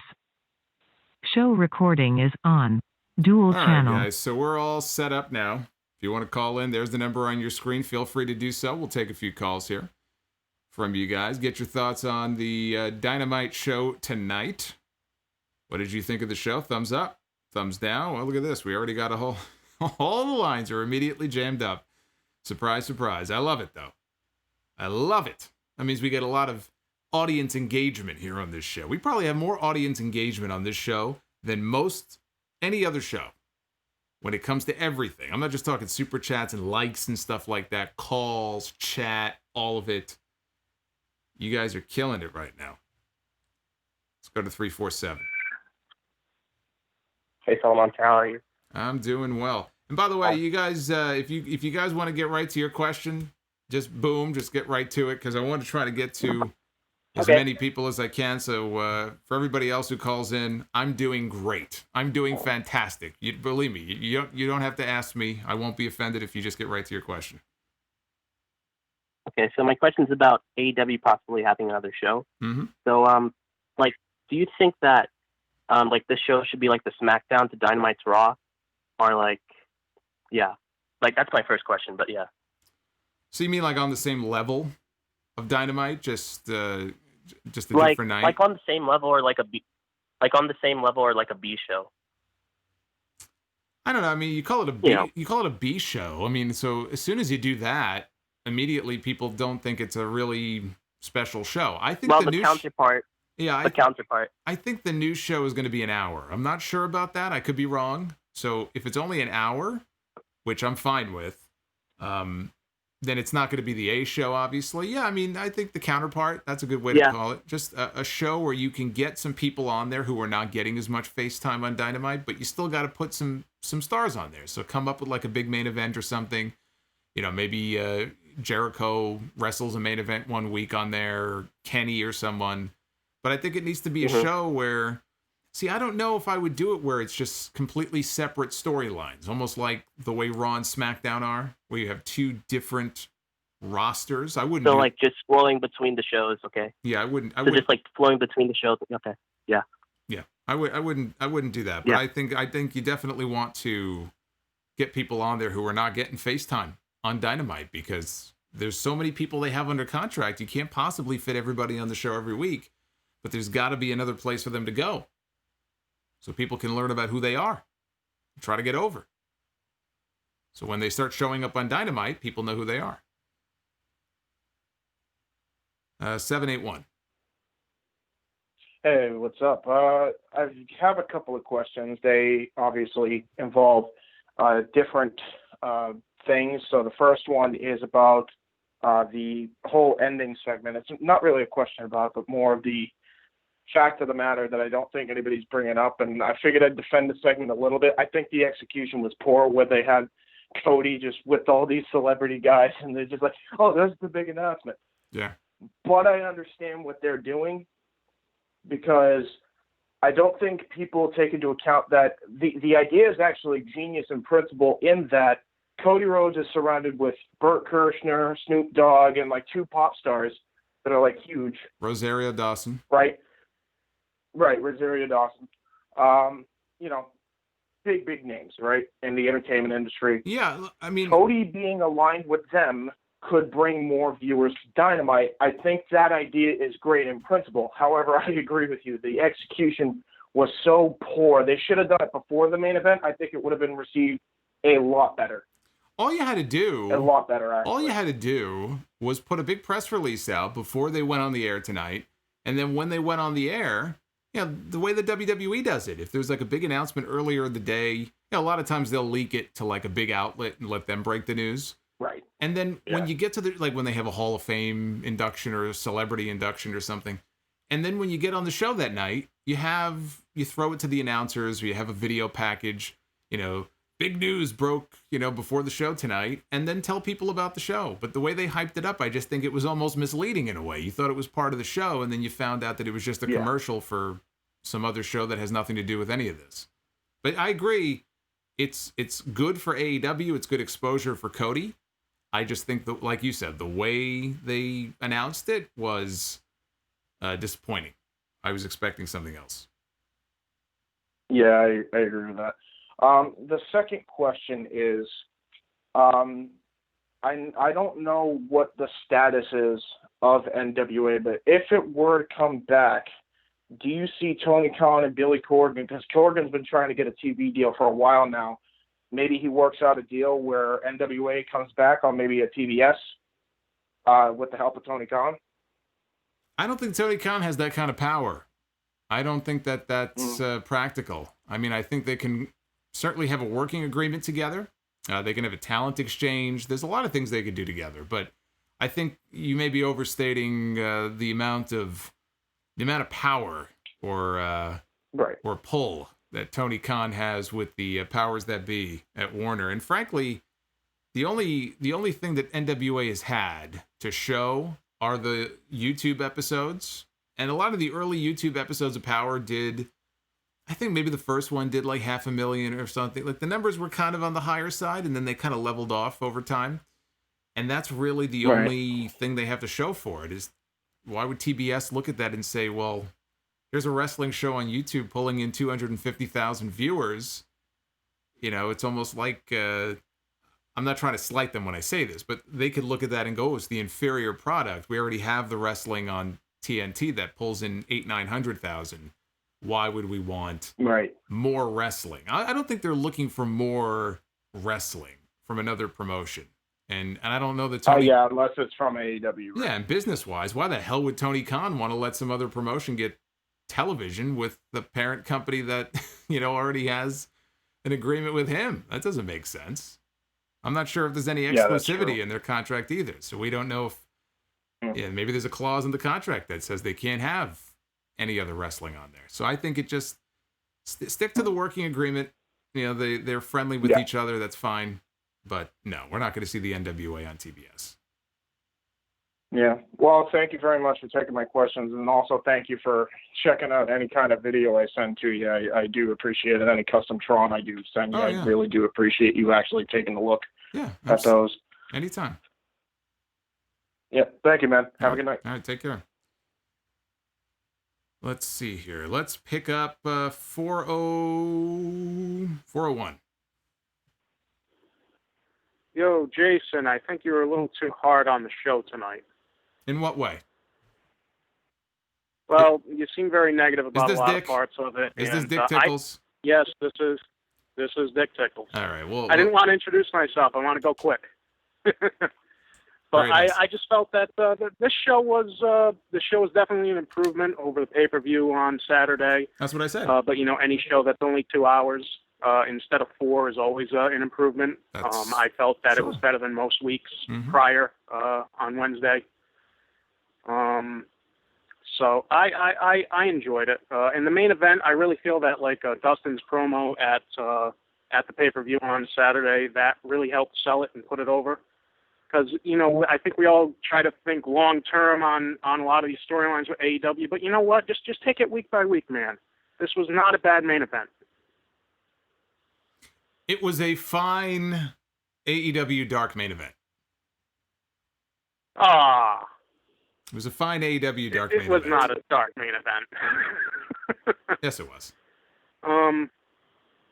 So I'm glad to see that Miro's on the show now. I think that he's going to be a big star coming up. But as for a question for you, I noticed that this episode of Dynamite, it seemed to be very, they seem to go easy. Whereas it seems like when they lead up to a pay-per-view, the weeks prior to a pay-per-view, they seem like they're really, they feel like rushed and whatnot, like they're really trying to sell the pay-per-view. But once they get past the pay-per-view, they seem to ease back a little bit. Do you notice that? Well, Tony Khan made an interesting comment. If you remember, that episode last week of Dynamite was not really well received because it wasn't their best episode. Oh. And Tony Khan made a comment and said that he intentionally held back on doing anything like any really big matches or anything like that because he wanted to just save it for the pay-per-view, which I can understand. But it was interesting hearing him admit that he was holding back in any way. It's almost like, all right, we got to get to the pay-per-view, so let's just do a show, and let's just get past it and get to the pay-per-view. And that's the vibe I had from the show last week. It was like, we got to get this one last show in, so let's not kind of blow our load. I had to make that joke here, right? We're with Dick Tickles. and let's just get to the pay-per-view. And yeah, coming out of the pay-per-view now, it's like, all right, we're going to branch off into some new directions. And I just said before, like, heavy talking show because they were setting up a lot of different stories going forward. And that was the biggest difference between last week and this week. But when I look at the show from like an in-ring perspective, I said the best match I thought on the show was the one I enjoyed the most was the Lucha Bros and the Jurassic Express. The main event was fine, but it just, to me, it didn't feel like a big Dynamite main event. That's all. All right. Well, I mean, that opener, that was probably my least favorite match of the night. But I guess we're just on a different page tonight. We're on a different page. Well, look, my last question is, gone a little limp in your opinion, but that's okay. It happens. It happens to the best of us. Well, I could say the same about you. But for my last question, I'm wondering, how do you feel about maybe seeing Tim Storm on Dynamite? I love Tim Storm. If they could find a good role for him, I think that would be cool. But Tim Storm Tim Storm's 50. How old is he? 53. He's the elder statesman, and he's a great babyface. He's just this great classic NWA style babyface, which is why I think he works so well on that show. I'm not bringing Tim Storm in to have great matches. So if they have some other role in mind for Tim Storm, I think that would be great to consider. I just don't know what that role would be. There's so many people on this show who are not even getting time on TV. I would not put Tim Storm on Dynamite unless they have some kind of really great role for him. I wouldn't want him taking a spot from somebody else who, is younger and kind of waiting for their opportunity. So, but I like Tim Storm. I'm a big fan of Tim Storm, and I'm a big fan of Mama Storm. Yeah, it's a fair point about the age. The reason why I say, maybe they should bring him in now is because he ain't getting any younger.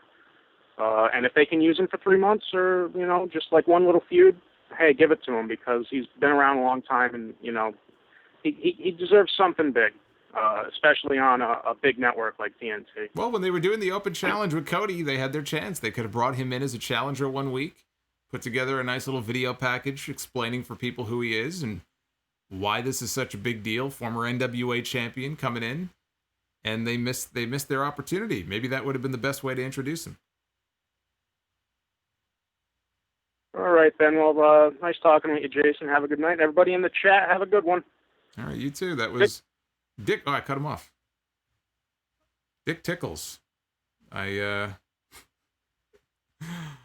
cut him off. Can't believe it. I castrated him. Fried chicken without flavor. I'm sad we don't, or we won't see a Minoru Suzuki versus Orange Cassidy match. Wasn't there a Minoru Suzuki? I thought there was an Orange Suzuki. Orange Cassidy Minoru Suzuki, or was there supposed to be? And then the pandemic killed it. Is that what happened? I think that may. I'm almost positive they announced that match, but it might have been for WrestleMania weekend. So maybe it didn't happen. Well, never say never, right? One day. Maybe one day. But he's very sad we never saw that. Or Moxley versus Okada in the G1 Climax. Damn you, COVID. Oh, well, there it is. That's probably why. COVID killed it. Gotch-style pile driver. Minoru Suzuki is awesome. Minoru Suzuki had a kick-ass match with Shingo a few weeks ago. He won the never open weight title. He never ages. The man never ages. Hey, you want to get an elder statesman on Dynamite, you get Minoru Suzuki on that show. Then we can clear space and make sure we find room for him on this show. Forget Tim Storm. Let's get Minoru Suzuki. That's who I want to see on this show. But they got to work out something first with New Japan before you can make that happen. 484. Who am I talking to? Where are you from? Hey, boss. How you doing? Jeff Taylor. I'm from Boothland, Pennsylvania. Hey, Jeff. What's your question? Hey, I have two questions for you. Mm-hmm. One's AEW related. One's a little bit off topic with WWE and Roman Reigns. Mm-hmm. My first question is with Miro, a.k.a. Rusev, aligning himself with Kip Sabian. Is he already in the mid-card of doom, you think? For now, he is. I mean, for the time being. Do you think he'll elevate himself to the main event, or do you think he's going to be stuck? No. Okay. No, he'll be out of it. And then, okay, and my last question, as far as Roman Reigns goes, do you think they're setting up Roman Reigns versus Cena for a 17th title reign as far as him being a heel turn, or do you think it's more going to be to lean towards The Rock, him facing The Rock? I don't know that it's going to be either one of them. I really don't know that it's necessarily good. So? No, I don't know that it's going to be either one of them. And I think everything is so up in the air right now as far as like WrestleMania and how things are going to be. Because I don't see WrestleMania being in the stadium. So, if they're going to have WrestleMania at the Thunderdome, or they're going to have WrestleMania in LA in a different building, a smaller one, I don't know. But to me, if you're going to do Rock and Roman, you've got to do that in a big stadium.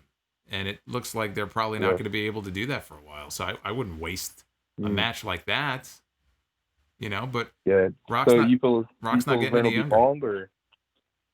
What's that? Do you feel Roman's going to hold the title for a while, though? Yeah, I could see him holding it all the way to WrestleMania. Yeah, definitely. Thanks, boss. That's all. Thank you. I appreciate you. Yeah, no problem. Yeah, I think Roman Reigns is going to get himself a nice run. Roman Reigns ain't going to get the Fiend treatment, where he holds it for a week or two or a month. Put it this way, Roman Reigns ain't losing to Jimmy Uso or Jey Uso or whatever Uso he's going to be facing. So many different Usos in that family, but he ain't going to be losing that for a while. Naef with another $5 drop. No super chat question. He just wanted to show some love for the podcast. I appreciate that. That's great. It's so weird. Like, we had the NXT stream last night, and it's funny because I like to compare, the numbers, like traffic, likes, how many people peak in terms of like live viewers, super chats, and all that.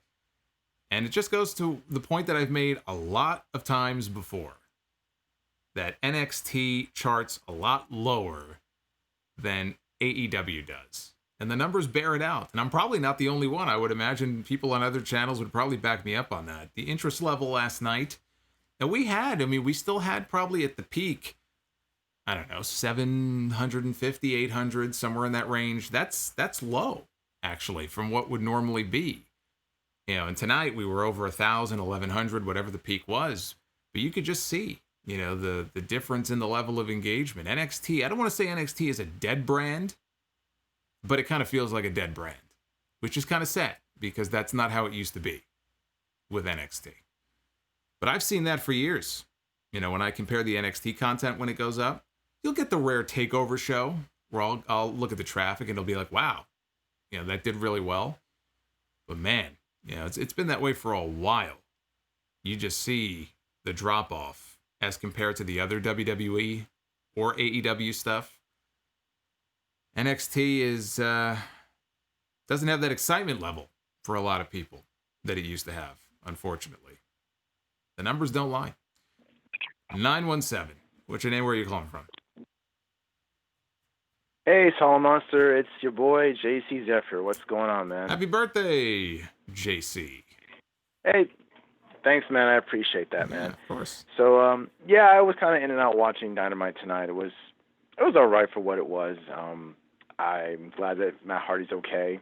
Mm-hmm. I was actually scared like everybody else was because, personally, I don't want another, Owen Hart-esque scenario happen on live TV because I had an experience like that years ago where I actually met the guy like a month before he died, and it's kind of something that was surreal to me back then. So. I met him. I met him less than a year before he died. Wow, that's crazy. Mm-hmm. Oh, wow. But I wanted to ask you something that's kind of not AEW related, but I kind of don't want to bring this up. It's kind of political. But what are your thoughts of the things that Andrew Yang said about? He said to Vince McMahon on Twitter about him just going to take some action against how WWE's been treating their wrestlers. Yeah, we've been hearing this for years. Nothing's going to happen. We hear people from time to time. Remember Congress after the Benoit stuff? They were going to have hearings, and we're going to be looking into pro wrestling, and then nothing. And they brought Vince in for like testimony and stuff. And what ended up happening? Nothing. Because at the end of the day, they don't give a shit about pro wrestling. And you might have somebody who kicks up a little fuss every now and then and threatens, oh, we're going to have hearings, or, oh, we're going to do this, or we're going to do that. And nothing's going to happen. So a lot of hot air. But at the end of the day, they've been getting away with the whole classification thing for so long. Nothing's going to change. Nothing's going to happen. It's all lip service. Yeah, unfortunately. It's the way it is. So, but I also want to ask a second question, not to monkey branch what everyone's been doing, but I noticed there's a lot of like wrestlers in like AEW that are on dark, like Brian Pillman Jr. and others out there. Like who do you think of out of those young prospects that you can actually see being a top star in the near future? In the near future? Yeah, like in like maybe 2 years time, maybe at least. Well, there's a lot of guys who are on Dynamite right now. You can say Hangman, you could say Darby. I would throw Ricky Starks in there. I said it before, big fan of his work. I think those guys are going to be a lot higher up. I think they'll be a lot higher up than they are now. MJF, I know he just wrestled for the world title, but clearly he's going to be one of the guys they build around in that company.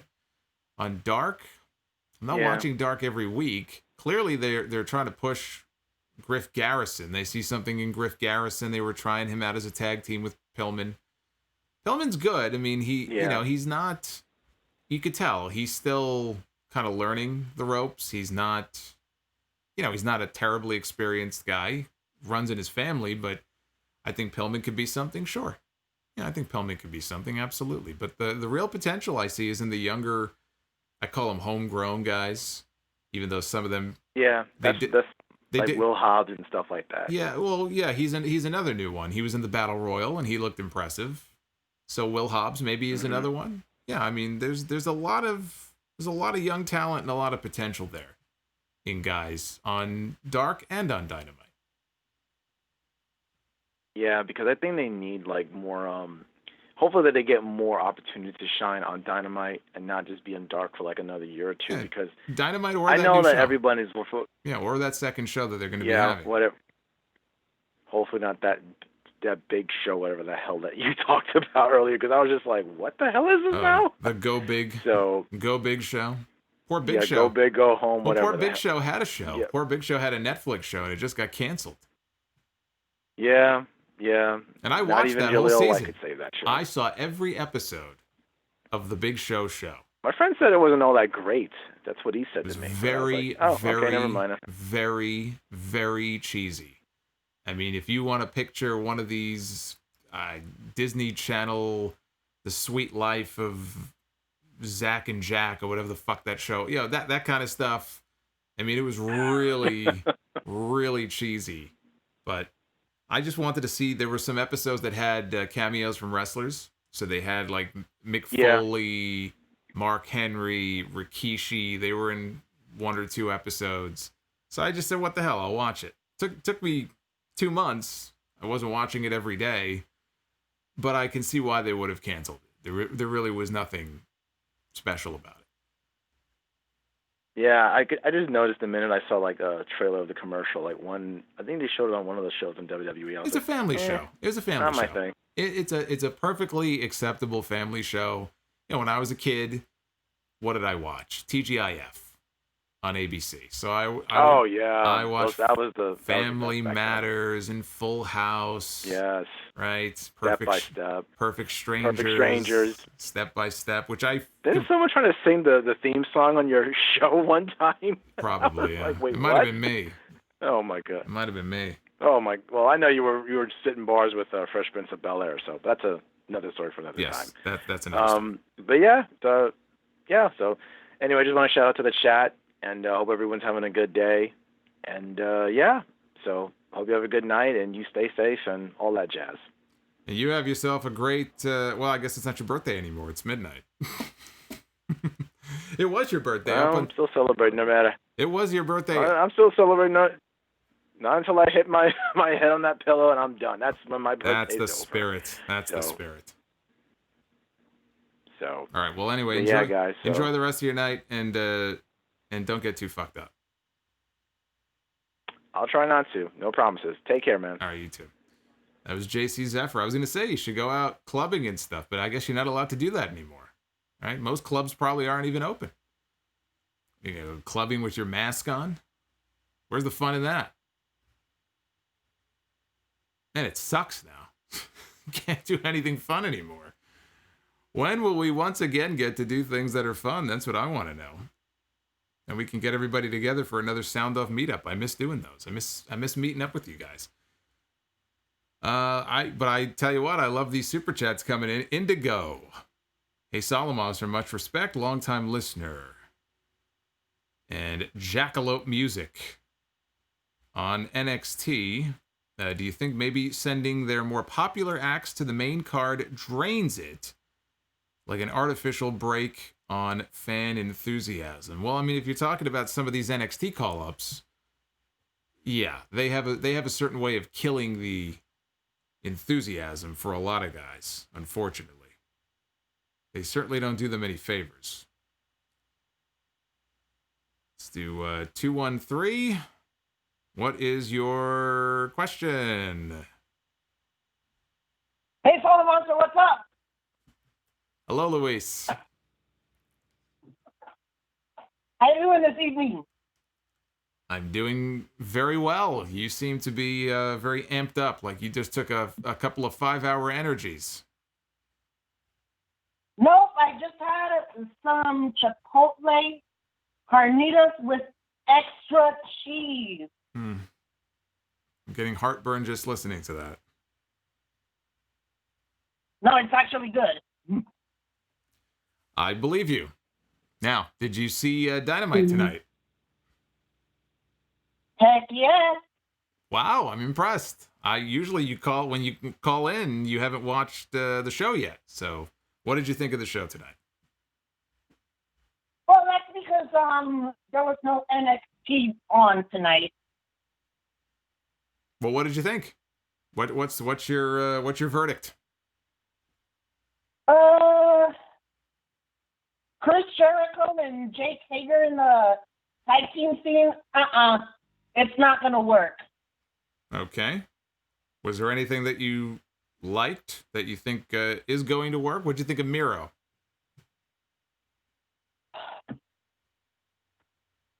Miro Day.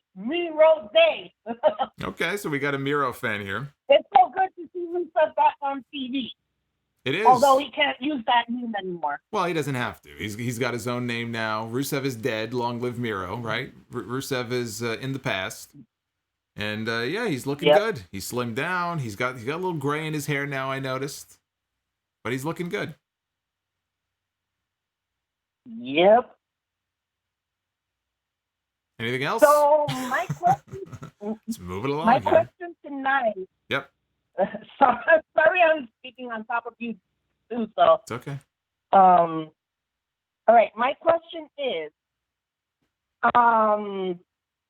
now that Championship Wrestling from Hollywood has returned to television, have you noticed something different? Well, Luis, as I've said before, I don't watch Championship Wrestling from Hollywood. I know it's based in LA, I guess, where you are. I know you're a big fan of the show. I see you post about it on Facebook sometimes. I have not watched an episode of Championship Wrestling from Hollywood since the days of Sean Ricker. Remember Sean Ricker? You know who Sean Ricker is? Hell yeah. Eli Drake. That's right. Hell yeah. That's where he cut his teeth. I remember when Paul Bear, Percy Pringle, was managing Sean Ricker in Championship Wrestling. In fact, I think Eli Drake was the last guy that he managed before he passed away. That's how long it's been. Yeah, That's how long it's been since I've seen. Days. Yes, so I have no idea what you're talking about with Championship Wrestling from Hollywood. Nobody does, because I don't think anybody actually in the chat right now watches the show.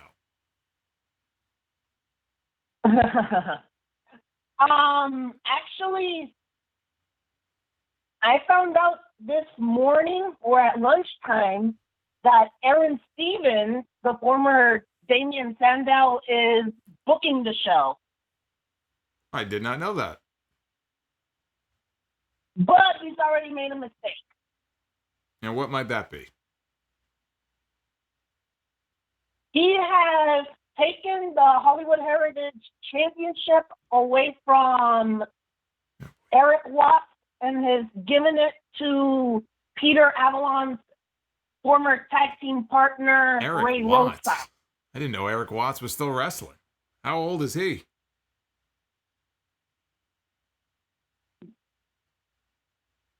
I think it's Eric Watts Jr. Hold on. Maybe it's not the same guy. It can't be the same guy. There's no way it's the same guy. Well, listen, though, this was good to get the update from you because, again, I don't know what's going on lately in Championship Wrestling from Hollywood. Okay, I am looking at his he's looking Pro Wrestling Wiki file. He was born in 1985. Okay, well, that's definitely not the Eric Watts I'm thinking of. So thank you for clearing that up because that would have been very strange. I'm also asking myself, isn't this the same Eric Watts that appeared on Tough Enough? I don't know, but I know it's not the guy from Techno Team 2000. I know that much. Luis, listen, it's good to hear from you. I haven't gotten you on in a while, so I hope you're doing well. And unless you have something else, I'm going to take these last couple of calls here. Well, that's all I have to say. I mean, I'm a little bit disappointed in not seeing Eric Watts as champion. So. Well, I'll tell you what. If maybe he'll pop up in AEW one day.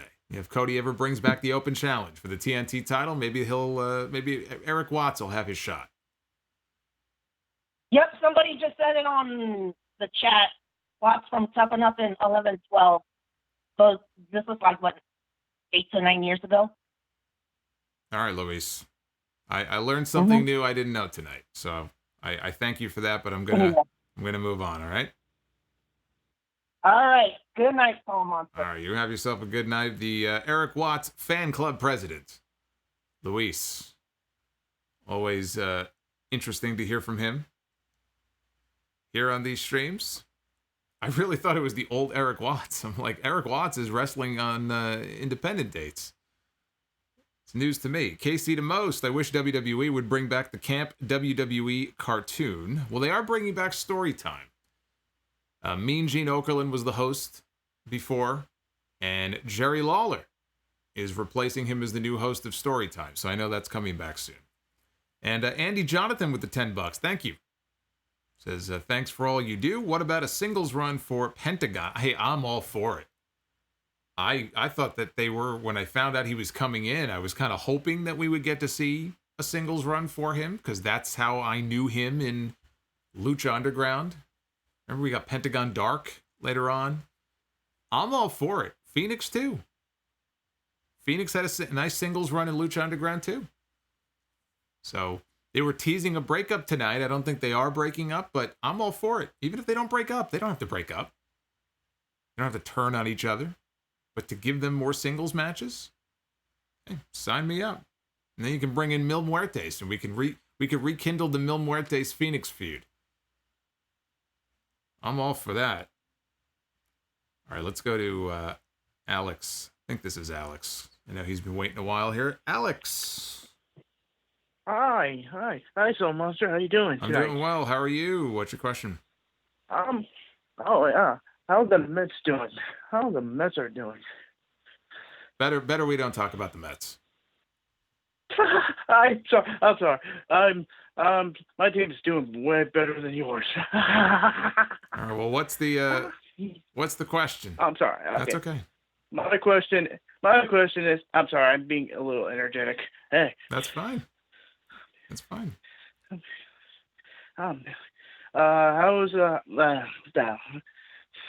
So how do you think that Clash of Champions will be going with Jey Uso and Roman Reigns? I mean, how far do you think Roman Reigns will take it? Well, I think Roman Reigns, I have a video clip up on the channel right now. And in the description, it's destruction awaits Jey Uso at Clash of Champions. So I think, unfortunately, Roman Reigns is setting his cousin up for a murder at the pay-per-view. And I think it's all being done to get over Roman as that sinister heel. I can see it coming from a mile away. Jey Uso has no idea what he's in for at that pay-per-view. King Solo and Luis are the new Finlay and Hornswoggle. Well, that was back in the Little Bastard days. Does that make him the Little Bastard? That makes me Solomonster, and I love to fight, right? Is that the dynamic here? I could see that. I could see that. All right. We did a little something last night. I'll show you the poll one more time, but we did a little something last night that people seem to like. It's a little fun thing before we go off the air here. And by the way, you can vote at Solomonster on Twitter. That is the that is the place to go. If excuse me, if you would like to partake in the Twitter poll. So we did a little thing last night, and I gave a shout out to Zinfamous at ZinfamousHD. Shout out to him on Twitter. He put a little something up here, and I'm going to bring that tweet up right now. I'm lagging on my end, but hopefully this won't lag too much when I do this. And it's just a little thing where when you click it, you basically stop the GIF twice. And whatever it lands on, that's your WrestleMania main event. So the main event that I landed on last night was MJF against Sheamus, which is an awful WrestleMania match. It'd be an awful WrestleMania match, period. So I'm hoping tonight will do better. But before we end here, I do want to just thank everybody who did call in. We have so many more callers. We're going to end it here, and we'll come back next week. We'll take more of your phone calls. You guys with the super chats, again, thank you for all of the support. I really do appreciate it. Had a better night than last night. Again, NXT, things tend to be a little slower, but if there's no Dynamite next Wednesday, I'll be back for an NXT stream next Wednesday, and then Dynamite on Thursday. And if Dynamite is on Wednesday, then guess what? There ain't no NXT stream. We're going to be talking AEW just like we usually do. And we have episode 669 of the podcast coming up this weekend, so we got a lot of fun stuff. So I want to show you how WWE books their matches. I'm going to do the same thing here. Before we end every stream, I'm going to make a WrestleMania match. And this is, in fact, I like to imagine that this is how WWE, in fact, does book their TV. So let's see. Let's see what the WrestleMania main event is going to be. Let's see. It's lagging a little bit. It's not lagging too much, though. Who is going to be the first part of this WrestleMania main event that we land on? Oh, for fuck's sake. God damn it. Shane McMahon. Well, what a surprise, huh? Another McMahon. Sure, why not? Put a McMahon in the WrestleMania main event. That makes total sense. Well, that's one half. Let's see who Shane is facing. Who is Shane McMahon going to be facing at WrestleMania? His opponent is going to be Keith Lee. Keith Lee, look at this. Keith Lee gets his first WrestleMania main event. What do you think about that match? Keith Lee against Shane McMahon. I'll tell you what, you know what? That's a better main event than Sheamus and MJF. I'll take that. I'll take Keith Lee against Shane McMahon. And we did good tonight. I like that match. Christian, I do see your super chat.